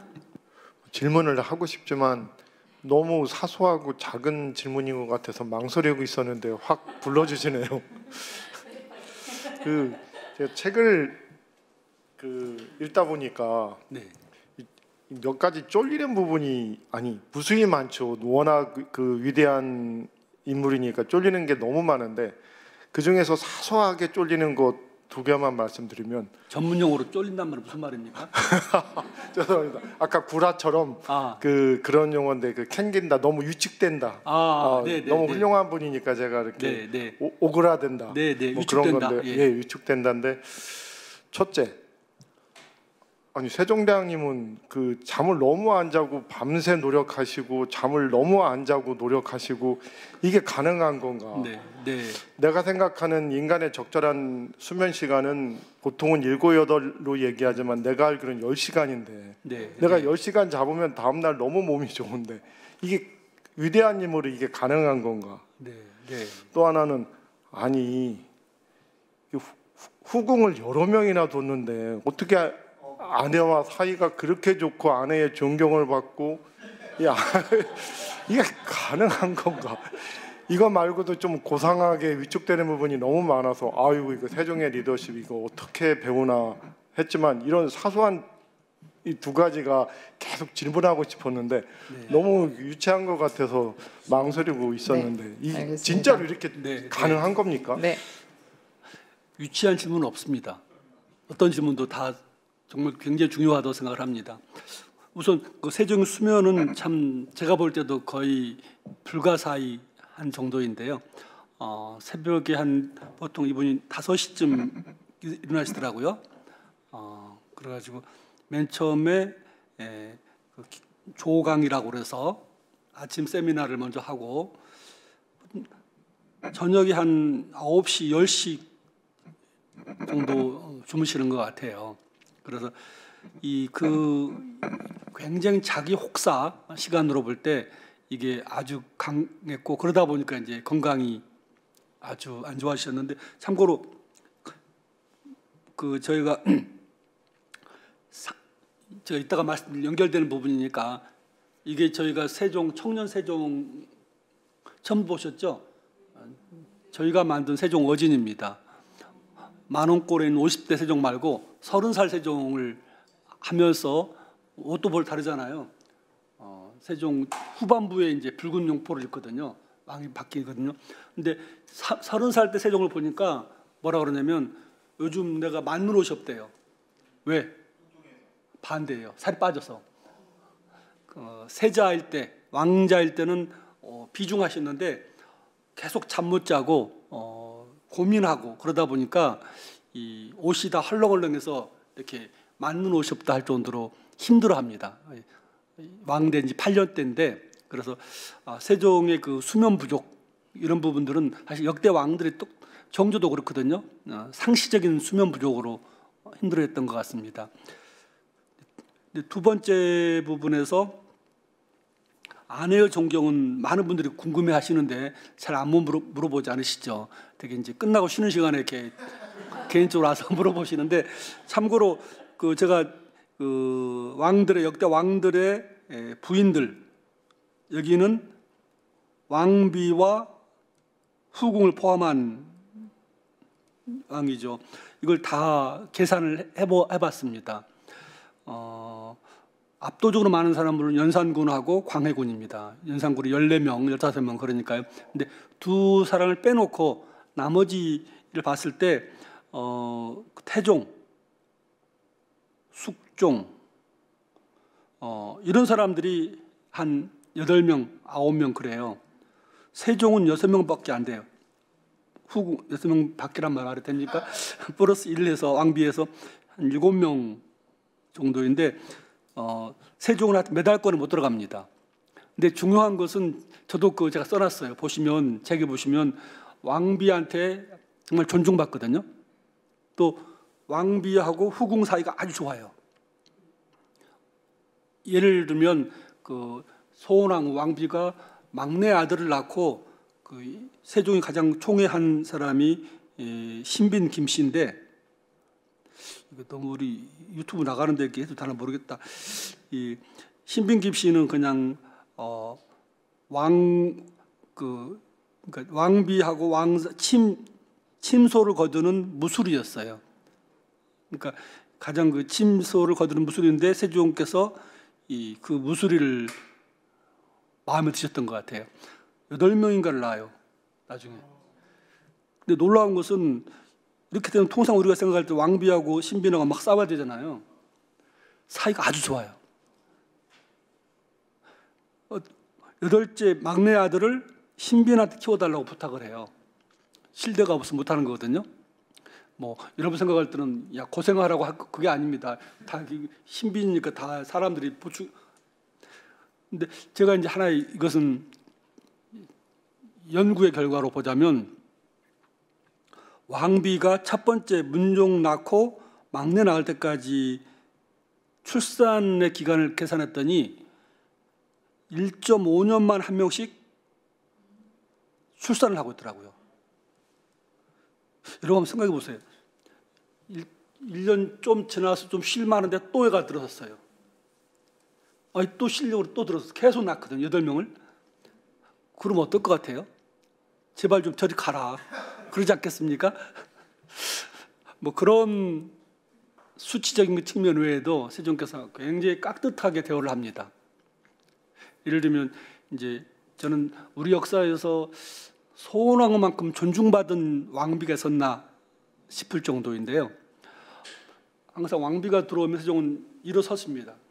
꽃탑에 일어서 나란히 앉아서 대화를 하고 또 나가시면 정중하게 배웅을 하고 다시 앉고 그래요. 이게 당연한 것 같죠? 왕은 지존이기 때문에 누구도 일어서지 않아요. 아버지 외에는. 항상 그렇게 정중하게 하고 결정적으로 세종이 제위 21년째 뭐라 그러냐면 앞으로 내가 지방에 가 있을 때 궁궐에 큰 일이 생기면 왕비의 지휘를 따르라 그래요. 무슨 말입니까? 병조판서도 아니고 영의정도 아니고 왕비의 명을 따르라는 거예요. 왜냐? 세종 8년에 아까 힘들 때 세종이 강원도 횡성가에 있는데 도성에 대화재가 났어요. 고의적 방화가 났습니다. 다 가 있는데 도성에는 만삭인 소원왕후만 있었어요. 왕비가 다 지휘합니다. 도성을 다 그 많은 사람 죽고 하는 걸 지휘해서 세종이 돌아와서 바로 업무를 하도록 합니다. 이걸 경험하고 세종께서 왕비의 명을 따르라라고 합니다. 그 정도의 그 신뢰를 갖고 있는 사례였던 거죠. 역시 넘사벽을 말씀드렸나요? 뭐 넘사벽이긴 하죠. 근데 아무튼 아까 그 다 끝난 다음에 화장실에서 이렇게 질문하는 거 보니까 이거에 대한 궁금증이 특히 CEO 이런 분들이 되게 클 것 같아요. 앞으로는 이 부분을 좀 미리 얘기하시면 인기가 더 높아지지 않을까. 알겠습니다. 수요에 기반한 강의를 준비하겠습니다. 하여튼 감사합니다. 네, 하여튼 이런 질문까지 받아주셔서. 네. 감사합니다. 질문 드려도 괜찮겠습니까? 네. 감사합니다. 오늘 강연 정말 감사히 잘 되고 있습니다. 이제 저는 이렇게 원래 학부 때는 심리학을 전공하다 보니까 이제 어떤 리더들, 특히 어떤 이런 조선 시대의 왕과 같은 굉장히 어떤 고로딩, 고리스크 그리고 많은 어떤 위협과 이제 경무에 시달리는 분들이 어떻게 제정신을 유지할 수 있는가, 혹은 어떤 내면의 덕성을 잘 발휘할 수 있는가에 늘 중점을 보고 이제 옛날 이야기들을 읽는데요. 교수님께서 보시기에 세종은 심리적으로는 혹은 심리학적으로는 어떤 특성이 있고 또 어떤 강점이 있었고 또 반면에 어떤 약점이 있었고 그것을 어떻게 극복함으로써 조선의 번영에 기여했는지 여쭙고 싶습니다. 감사합니다. 이건 저한테 연구 주제를 주신 느낌이 듭니다. 근데 정말 중요한 것 같아요. 우리 그 CEO의 그 멘탈, 이게 굉장히 가장 그 회사를 망가뜨리기도 하고 뭐 정치도 말할 것도 없죠. 그래서 자기 관리라고 할 수도 있겠고, 쉽게 말하면 저는 그 세종을 보면 떠오르는 거가 영어로 하면 뭐 디스탄싱, 거리두기를 생각나요. 그러니까 세종 무슨 말을 하면서 내가 이 말을 하면 백성들은, 나를 반대하는 사람들은, 나를 지지하는 사람들은 나를 어떻게 볼까? 그러니까 항상 그 자기를 벗어나서 자기를 그 투영하는 굉장히 뛰어난 임금이더라고요. 그래서 참 그 피곤하기도 한데 항상 그 말의 행동이 어떻게 비칠까를 거리두기를 보는 것, 저는 이게 우리나라의 지금 가장 그 CEO들의 한계이고 많은 실수가 거기서 오는데, 그래서 세종의 그런 측면이 있고, 또 하나는 세종의 그 윤음이라고 불리우는 백성 대백성 그런 그 뭐랄까요, 선언 글들을 분석한 게 보면 세종의 MBTI도 분석한 게 있어요. 혹시 안 보셨죠? 논문도 나왔는데 INTJ라고, 저도 같이 참여해서 여러 가지 가지고 이제 그 MBTI 가지고 분석을 했는데, 세종이 윤음에서 가장 많이 하는 떠오르는 말이 책임이라는 단어예요. 책임. 역대 왕들도 비교해도 세종은 책임이란 말이 굉장히 그 강한 반복해서 말하는데, 내가 왕이 될 임금이 아니라서 이렇게 가뭄이 들고 흉년이 드나 보다, 부끄럽다, 이런 말도 많이 하고요. 그리고 내가 못하면 할아버지, 태조, 이성계, 아버지, 형님, 양념까지도 내가 부끄럽게 만드는 일이다. 내가 실수가 나 혼자 끝나는 게 아니고 모두의 큰 그런 말들이 계속 나옵니다. 그래서 세종은 굉장히 자기 책임 의식이 자기를 억압했다 그럴까요?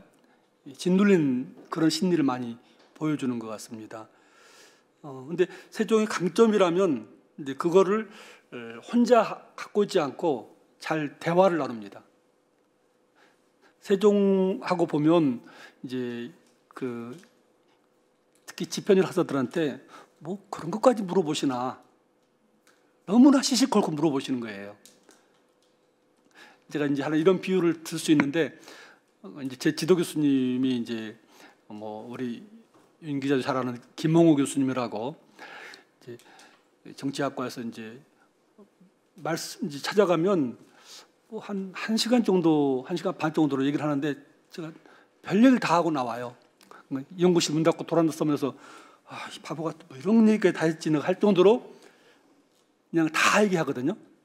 나중에 내 하고 나서 생각하기는 그나마 내가 믿는 분한테 했기 때문에 덜 창피하고 실수는 안 하겠다라고 이제 하는데, 그러니까 그 정도까지 믿는 사람한테 얘기를 다 내놓는 그런, 그게 아마 좀 그 심리적으로 억눌림을 좀 풀어내는 기제가 아닌가 생각도 들었어요. 또 아까 어떤 내용이 하나가 빠진 게 같은데. 본인의 어떤 약점이 있었다면 어떻게 극복했는지도 궁금합니다. 세종의 약점은 운동을 못한다는 거였죠. 그래서 비중하시고, 근데 또 아버지 말을 잘 들어요. 세종께서 이제 학생들 그렇게 표현하는데, 다음 중 문제와 충령이 세종 어려서 문제가 많았어요. 일러 바치기 잘하고 고자질쟁이였거든요. 그리고 잘난 체하고 또 비중하고 운동 싫어하고 뭐 그런 소년 세종이 나중에 이제 정말 대왕 세종으로 바뀌는데, 바뀐 요인이 아닌 것은 저희 학생 중간시험 문제입니다. 1. 세종 백독. 세종은 좋은 책을 잡으면 100번을 반복해 읽었대요. 2. 검은고 연주. 아주 검은고를 악기를 연주 잘해서 형 양령을 가르칠 정도로 뛰어났다고 그래요. 3. 격구라는 골프 비슷한 운동입니다. 4. 인왕산 등산. 뭘 것 같습니까? 예, 세종은 등산 싫어하세요. 그러니까 이런 것들이 아버지한테 이제 너희 하라고 그러면 또 열심히 따라해서 이런 것들이 세종으로 하여금 자기 약점을 극복하게 하는 하나의 도움이 된 요소가 아닌가 싶어요. 나온 김에 제가 백독에서 이제 재밌는 말이, 세종이 좋은 책을 100번 읽으면 땡땡이 되고, 뭐가 될까요? 땡땡.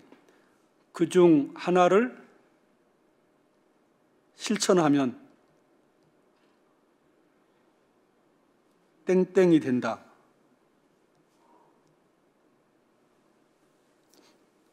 앞에 정말 좋은 고전을 자꾸 100번을 반복해 읽었습니다. 세종처럼. 그러면 현인이 된다. 현인, 어지련자 사람이자 세상 이치를 깨는 사람, 깰 수 있죠. 가장 좋은 책을 잡고 그냥 이렇게 세상 이치를 꿰는 것을 하나 실천했어요. 그 뭐가 될까요? 맞습니다, 원장님.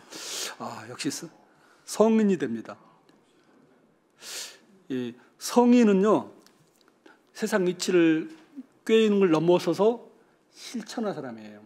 공자님, 뭐 부처님, 석가 다 이런 분들은 실행한 사람이지, 그냥 우리나라 보면 현인은 되게 많아요. 보면 도처에가 전문가들이 엄청 많습니다. 근데 대부분 그냥 실천을 안 해요. 우리나라에 얼마나 많은 문제점들이 사람들이 지적하고 비판하고 진단합니까? 근데 안 바뀌어요. 계속. 그렇지 않습니까?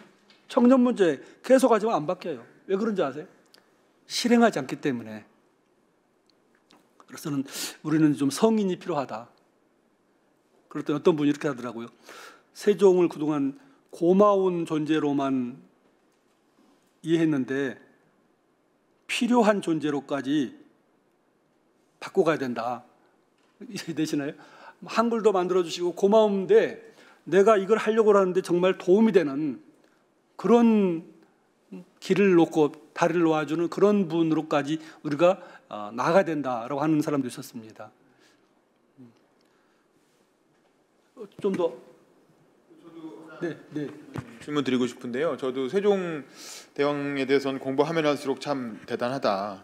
조선이란 나라가 우리 민족에게 뭐 좋은 점도 있고 나쁜 점도 있었지만 그래도 다른 왕조와 다르게 크게 기여한 점은 세종을 낳았다는 점이다. 조선이 없었으면 적어도 세종은 없었을 거예요. 세종이 없으면 한글도 없는 거예요. 그럼 우리도 아마 지금도 한자 쓰고 있을 거예요. 그럼 문명률이 이 중국처럼 엄청 높을 거예요. 아마 일본도 그렇고. 그런 면에서는 우리 민족이 이어지는 한 그 영원히 사라지지 않을 큰 선물을 주신 거기 때문에 저는 굉장히 큰 기여를 했다고 생각을 하고 왕으로서도 뭐 당대 군주가 도달할 수 있는 최고 수준에 도달했다고 생각을 하는데 두 가지 포인트가 이제 좀 아쉬웠던 부분. 하나는 자기 건강을 못 챙긴 거. 그래서 50대 중반에 돌아가시잖아요. 그러니까 영조처럼 한 80까지 살았으면 또 뭐 구군이 어떻게 됐을지 모르는데 너무 일찍 그냥 건강을 잘 못 챙겨서 잠도 못 자고 너무 고기 많이 먹고. 두 번째는 후계구도. 네. 후계구도를 미리 좀 잘 정리를, 그러니까 아버지 태종이 했던 것처럼 후계구도를 좀 더 잘 정리를 해놨으면 그 이후에 아들들끼리 서로 죽고 죽이는 그런 참상이 없고 세종이 아깝게 키워놓은 집현전 인재들이 다 몰살을 당하는 그런 일이 없었을 텐데 아들인 문종이 건강이 안 좋고 병약하다는 걸 알았으면 예를 들면 다음 둘째 아들인 수양한테 뭐 이렇게 너 다음에 너가 해라 이렇게 뭐 정리를 해주던가 아니면 수양을 제거해가지고 그 단종한테 제대로 이어지게끔 미리 사실 그거는 아버지가 아니면 해줄 수 없는 거거든요. 그런 식으로 아들들의 서열 정리를 정확히 해줘야 되는데 아들들한테 다 적절한 정치적 비중을 주면서 역할을 맡겼기 때문에 다 이제 헛꿈을 꾸게 만들었고 그게 그 개유정난이라는 비극을 불러와서 세종이 만들어놓은 업적들이 사실 바로 다음 때에 다 이렇게 망가지는 그런 결과를 가져와서 왜 그렇게 뛰어난 인물이 그 후계구도에 대해서는 좀 더 신경을 쓰지 못했을까 저는 그런 질문이 들었습니다. 네, 역시 예리한 질문을 던지는군요. 앞부분 건강 부분은 뭐 대답을 할 필요 없을 것 같고 이 바로 세종의 5대 실수, 5대 한계 중에 하나가 전의 문제예요. 여러분 승계하고 전의 다른 건 아시죠? 승계는 테이크 받는 거고 전의는 기부 주는 거예요. 근데 세종은 이제 잘 받았는데 아버지한테 주지를 못한 거죠. 이거 뭐 긴 얘기를 줄이면 가장 최근 얘기를 해드릴게요. 지난주에 저 지도 교수님이 오는 정치평론학회라는 데 가서 이제 뭐 2시간 이상을 이렇게 얘기를 했는데 그때 또 이 상황이 나왔어요. 그래서 그때 나온 얘기가 이제 제가 얘기한 것은 130년 뒤에 율곡 이이가 세종시대를 평가하면서 하는 말이 있어요. 세종시대가 아주 훌륭했고 우리나라 반만년의 기틀을 닦아놨는데 그 이후에 승계가 안 된 것이 황희와 허조의 책임이다. 이렇게 말을 했어요. 무슨 말이냐? 세종께서는 그렇게 생겨먹은 사람이다.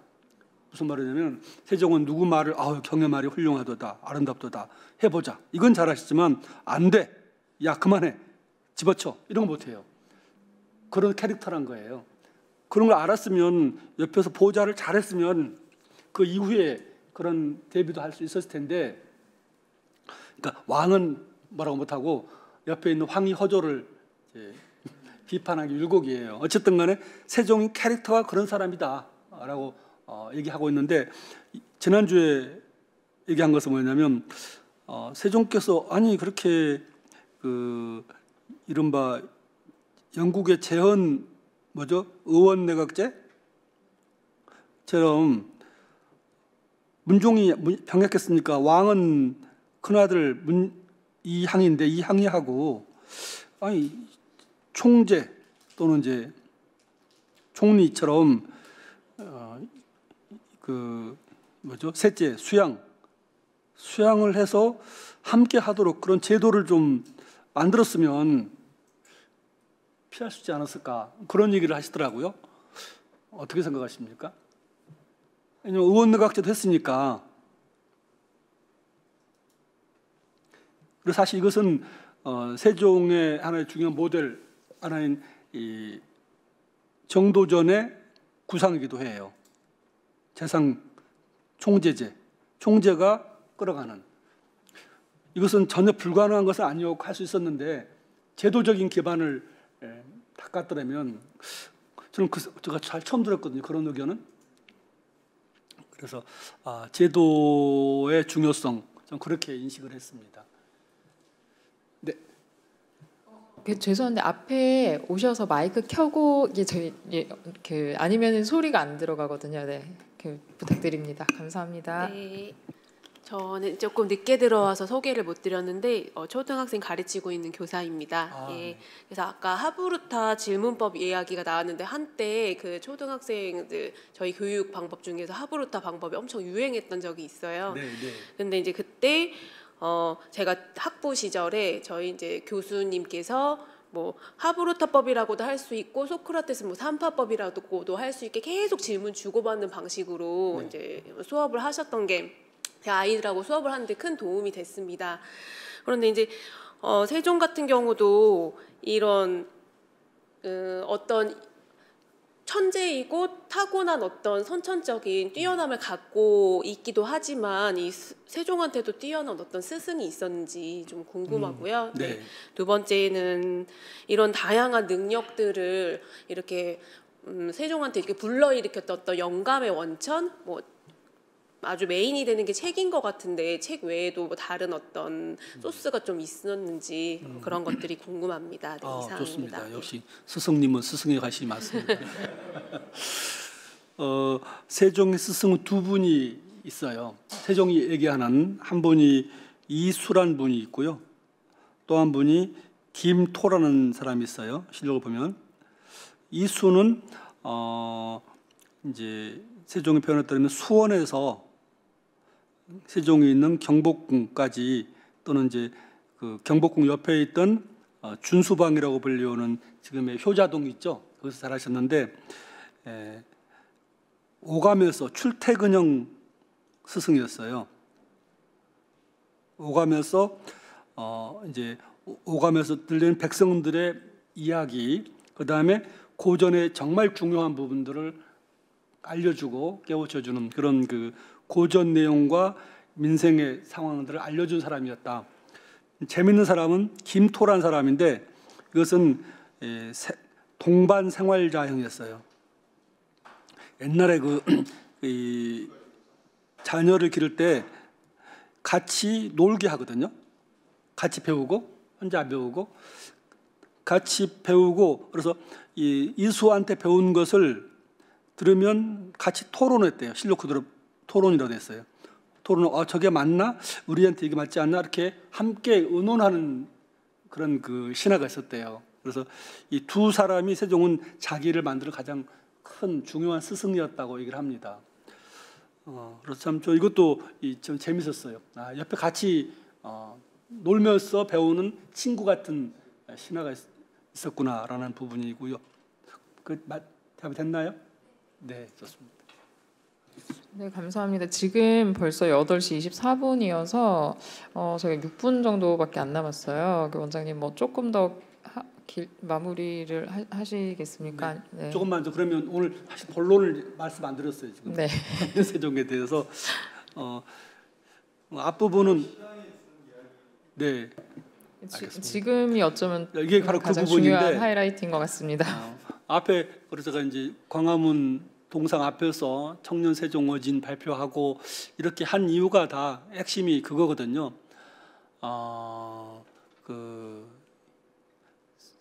이제 세종이 젊은 시절에 굉장히 어려움을 이겨내면서 결국 위대한 군주로 성장했다. 처음부터 그렇게 잘 나간 사람이 아니었다라는 부분을 그래서 청년들한테 얘기를 하고 싶었어요. 청년들이 아까 뭐 정말 넘사벽으로 말씀하셨지만 청년들은 더욱 그렇거든요. 야 금수저 아니야 그러거든요. 근데 이 청년 세종의 그 어려운 시기를 디테일하게 잘 묘사하면 굉장히 용기를 얻더라고요. 그래서 이제 그런 작업을 하고 제가 이제 이 세종의 어린 시절을 좀 청년 시절을 우선 1423년의 기록을 한번 살펴봤어요. 그랬더니 이제 27살 청년 군주 세종이 역시 먹는 문제 때문에 가장 힘들어합니다. 홍수가 계속되면서 강원도 등 기근이 들어서 정말 그 백성들이 떠돌아다니고 흙을 파서 먹어야 되는 그런 기록이 나와 있어요. 그걸 어떻게 대처했나? 대외적으로 명나라에서 말을 1만 마리를 보내달라, 일본에서 대장경 보내달라, 이런 그 외교적인 압력도 있습니다. 그걸 풀어가는 방식을 봤더니 참 이게 세종다운 것인데 이렇게 말합니다. 우리 제가 목이 아파서 그런데 한번 좀 읽어주시겠습니까? 변변치 못한, 자 시작. 변변치 못한 내가 왕이 되어서 홍수와 강이 하나하나 그치지 않고 백성들은 여기저기를 떠돌며 지진과 고통 속에 지내고 있다. 그 죄는 실로 나에게 있다. 마음이 아프고 시민들을 물같이 없어서 묶을 바를 모르겠다. 부디 그대들은 나라의 도움을 많이 조금도 꺼리지 말고 지원하라. 예, 27살 먹어서 참 하기 쉽지 않은데 첫 번째가 참 부끄럽다는 거거든요. 내가 부족한 내 탓이다. 이게 저기 첫 번째 세종의. 두 번째가 정말 좋은 말을 직언해달라라고 하는 것이에요. 놀라운 것은 이 세종의 그 구원 요청에 사흘 만에 불과 조정의 모든 관리들이 부처별로 모여서 가히 시행할 만한 조건 60조목을 내더라고요. 저는 이게 참 거의 놀라웠어요. 아마 태종의 효과이기도 한데요. 우리나라에서 저도 한국중앙연구원에서 있어봤지만 이 정권 바뀔 때마다 항상 올리라고 그래요. 한국학 분야의 싱크탱크로서 100개 과제를 내라. 저희 다 준비해놨어요. 수백 개 만들어놨어요. 뽑아가지고 올립니다. 전혀 정성 들이지 않아요. 왜냐하면 올려봤자 안 보기 때문에, 안 쓰기 때문에 요식행위예요. 근데 보니까 정말 쓸만한 것을 진실되게 올리고 다 검토해서 시행하게 합니다. 말을 쓰는 거예요. 세 번째가 세종의 특징은 시행하게 될 정책을 백성들한테 열심히 알립니다. 그래서 이런 부분들을 보면서 잘 듣고 널리 알리는 소통, 이 부분이 벌써 이 점이 세종이 어려움을 극복하는 중요한 길이었구나라고 제가 생각을 하게 됐고요. 그리고 제가 이제 사실은 오늘 한 세종실록 강독하면서 한 두꺼운 한 1000페이지 정도 이 책이 있습니다. 왜냐하면 계속 세종실록을 강독을 하면서 젊은 시절 세종을 봤더니 다 이렇게 강적을 만나고 시험대에 오르고 그 시기에 인재를 양성합니다. 그러니까 제가 이게 어쩌면 개혁진당한테 할 수 있는 중요한 세종의 메시지인데, 세종은 경제적으로 힘들고 어려울 때 가장 할 수 있는 게 뭐냐? 인재 양성이다. 성균관 그때까지 미달이었거든요. 성균관에 사람들 안 가요. 근데 성균관을 당시 복지시설을 의사도 배치하고 이런 뭐 온돌방을 만들어요. 성균관을 가로등도 만들고. 그래서 나중에 성균관을 최고의 국립대학으로 만들고 결정적으로 집현전을 또 이때 만들죠. 사가독서. 그러니까 인재를 지금 키우는 게 아까 선무이고 그거를 집중적으로 합니다. 젊어서. 이제 2학기는 이제 여름 40대인데, 그래서 저는 이게 이제 제가 오늘 준비하면서 가져오고 싶은 세종 어록입니다. 세종의 시험 문제이기도 해요. 과거 시험. 한 번 더 읽어보겠습니다. 시작. 노인분과 신임분의 지혜는 마땅히 먼저 할 일을 미리 앞서서 행한 데 있다. 오늘날 어떤 일을 먼저 해야 하겠는가. 네, 요순이 가장 뛰어난 동양의 지도자라고 그러는데 그 사람들의 지혜는 뭐냐? 반드시 근무를 먼저 한 거죠. 이게 필선근무라, 근무를 급한 일을 먼저 한 데 있다. 이걸 이제 금일지 근무, 지금 먼저 해야 될 일이 뭐냐? 나에게 들려달라라고 말하거든요. 이거를 아까 제가 근무하고 선무를 나누는데 지금 12월 달인데 뭐 우리 개혁신당에서 정말 내년에 뭘 해야 되나 근무 말고 선물로서 그거를 찾는 거가 저는 제일 중요하고 우리 또 그 연구원에서 그거를 제시하는 게 저는 가장 중요하지 않나라고 생각을 합니다. 그래서 뭐 그런 이 주제에 제가 어떻게 해야지 정말 그 선물을 찾아서 키우고 인재를 그래서 여기 오면 정말 신나게 좀 내 뜻을 펼쳐보고 싶은 그런 공동체를 만드느냐 또 그 가장 청년 문제를 또 집중적으로 이렇게 세미나도 하시고 문화도 바꿔가시면 어떨까 이런 생각을 해봅니다.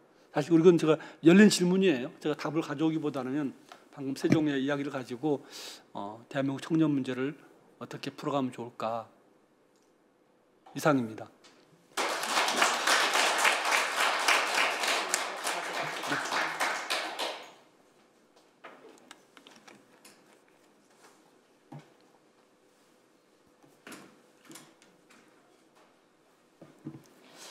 네, 개인적으로 제 참 박현모 원장님 너무너무 좋아하거든요. 성품도 너무 좋으시고 지금 청년을 말씀을 하셨는데 실제로 지금 대한민국의 청년들을 위해서 어떤 일을 해야 될지도 고민을 많이 하시고 실질적인 도움도 많이 주셔서 제 참 너무 감사한 마음이 크고요. 지금 쉬없음 청년이 대한민국에 굉장히 많고 문제가 되고 있는 시점 그리고 정치 부분에 있어서도 책임감보다는 그리고 국민을 생각하기보다는 본인의 개인적인 이익들을 이야기를 더 많이 하고 있는데 부끄럽다라고 표현했던 세종의 말과 또 직언하라고 하는 것 지금은 근데 그런 직언보다는 그냥 귀에 듣기 좋은 말들로 정치들이 이루어지고 있는 게 아닌가 싶습니다. 이런 지금 대한민국의 정치 상황에 또 원장님께서 오셔서 귀한 말씀 해주신 거 너무너무 감사하고 이제 2025년 마무리하고 이제 2026년을 바라보는 이 시점에 개혁연구원과 개혁신당이 내년에 선무가 무엇인지 함께 또 고민하고 질문할 수 있는 귀한 시간들 주셔서 너무나도 감사한 것 같습니다. 다음 주 강의 소개하고 마무리하도록 하겠습니다. 다음 주에는 권효재 대표님을 모시고 에너지 정책의 속사정이라는 주제로 이야기를 함께 나누어 보려고 합니다. 참고 도서는 모든 것을 전기화하라라는 책입니다. 그 책 한번 미리 읽어보시고 오시면 좋을 것 같고요. 대한민국의 에너지 정책 관련해서 또 권효재 대표님께서 어떤 인사이트 주실지 기대하시면서 오시면 좋을 것 같습니다.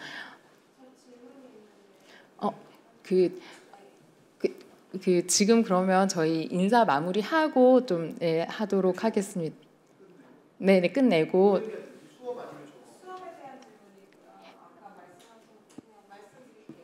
아니 저희 뭐 괜찮으시면 여기에서 이제 왜냐하면 가셔야 될 분들도 있으.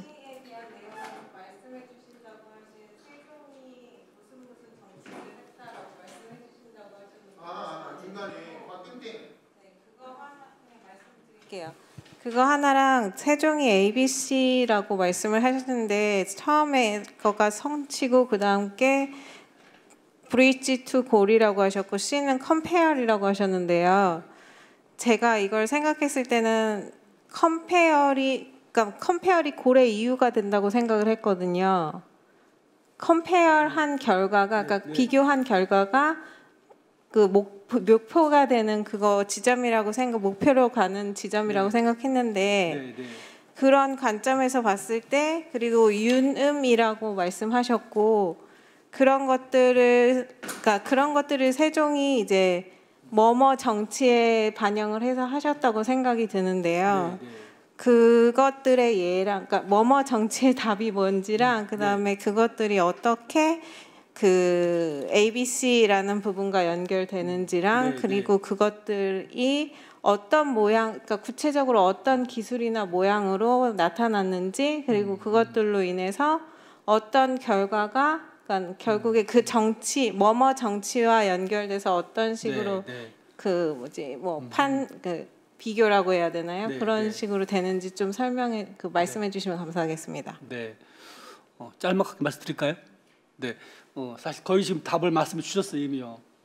답은 제가 땡땡 정자 소통이었고요. 소통. 소통을 할 때 먹는 문제와 안보도 다 이게 원만하게 해결된다는 것이었고, 소통은 말의 소통과 자리의 소통 두 가지였죠. 그래서 정확히 말하면 세종은 말의 소통이 자리보다 더 중요하다고 그랬어요. 그러니까 등용보다 채택이다 그랬어요. 아무리 좋은 자리에 앉혀놔도 그 사람 말을 안 들으면 다 쓸모가 없다. 근데 높은 자리에 앉아도 그 사람 말을 들어서 채택에 쓰면 이게 인재쓰기의 소통의 본질이라고 그랬거든요. 이런 소통은 아까 ABC 중에서 B에 해당하는 거죠. 그 목표를 달성하기 위한 하나의 그 브릿지의 핵심이 소통이었고, 그 ABC를 한마디로 하면 K21이라는 그 R&D로 표현했던, 그렇게 좀 연결될 수 있지 않을까 생각을 합니다. 덕분에 제가 한 얘기를 좀 다시 한번 정리할 수 있었습니다. 감사합니다. 이거를 참 이거 전달을 해야 되는데.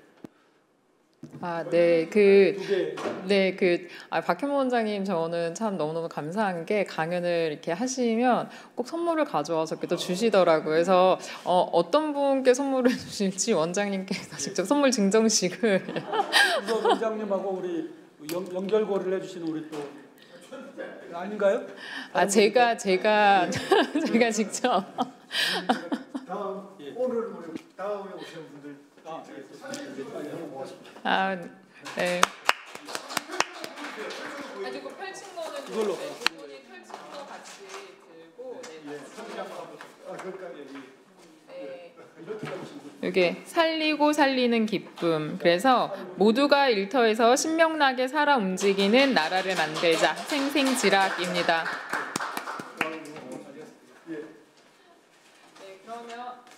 그러면 늦은 시간까지 또 이렇게 함께 해주셔서 너무나도 감사드리고요. 돌아가시는 걸음걸음 안전하게 돌아가시면 좋겠습니다. 그럼 저희 다음 주에 뵙도록 하겠습니다. 지금까지 함께 해주셔서 감사하고, 또 끝까지 마지막에 오랜 시간 함께 해주신 우리 박현모 원장님께 다시 한번 큰 박수 부탁드립니다.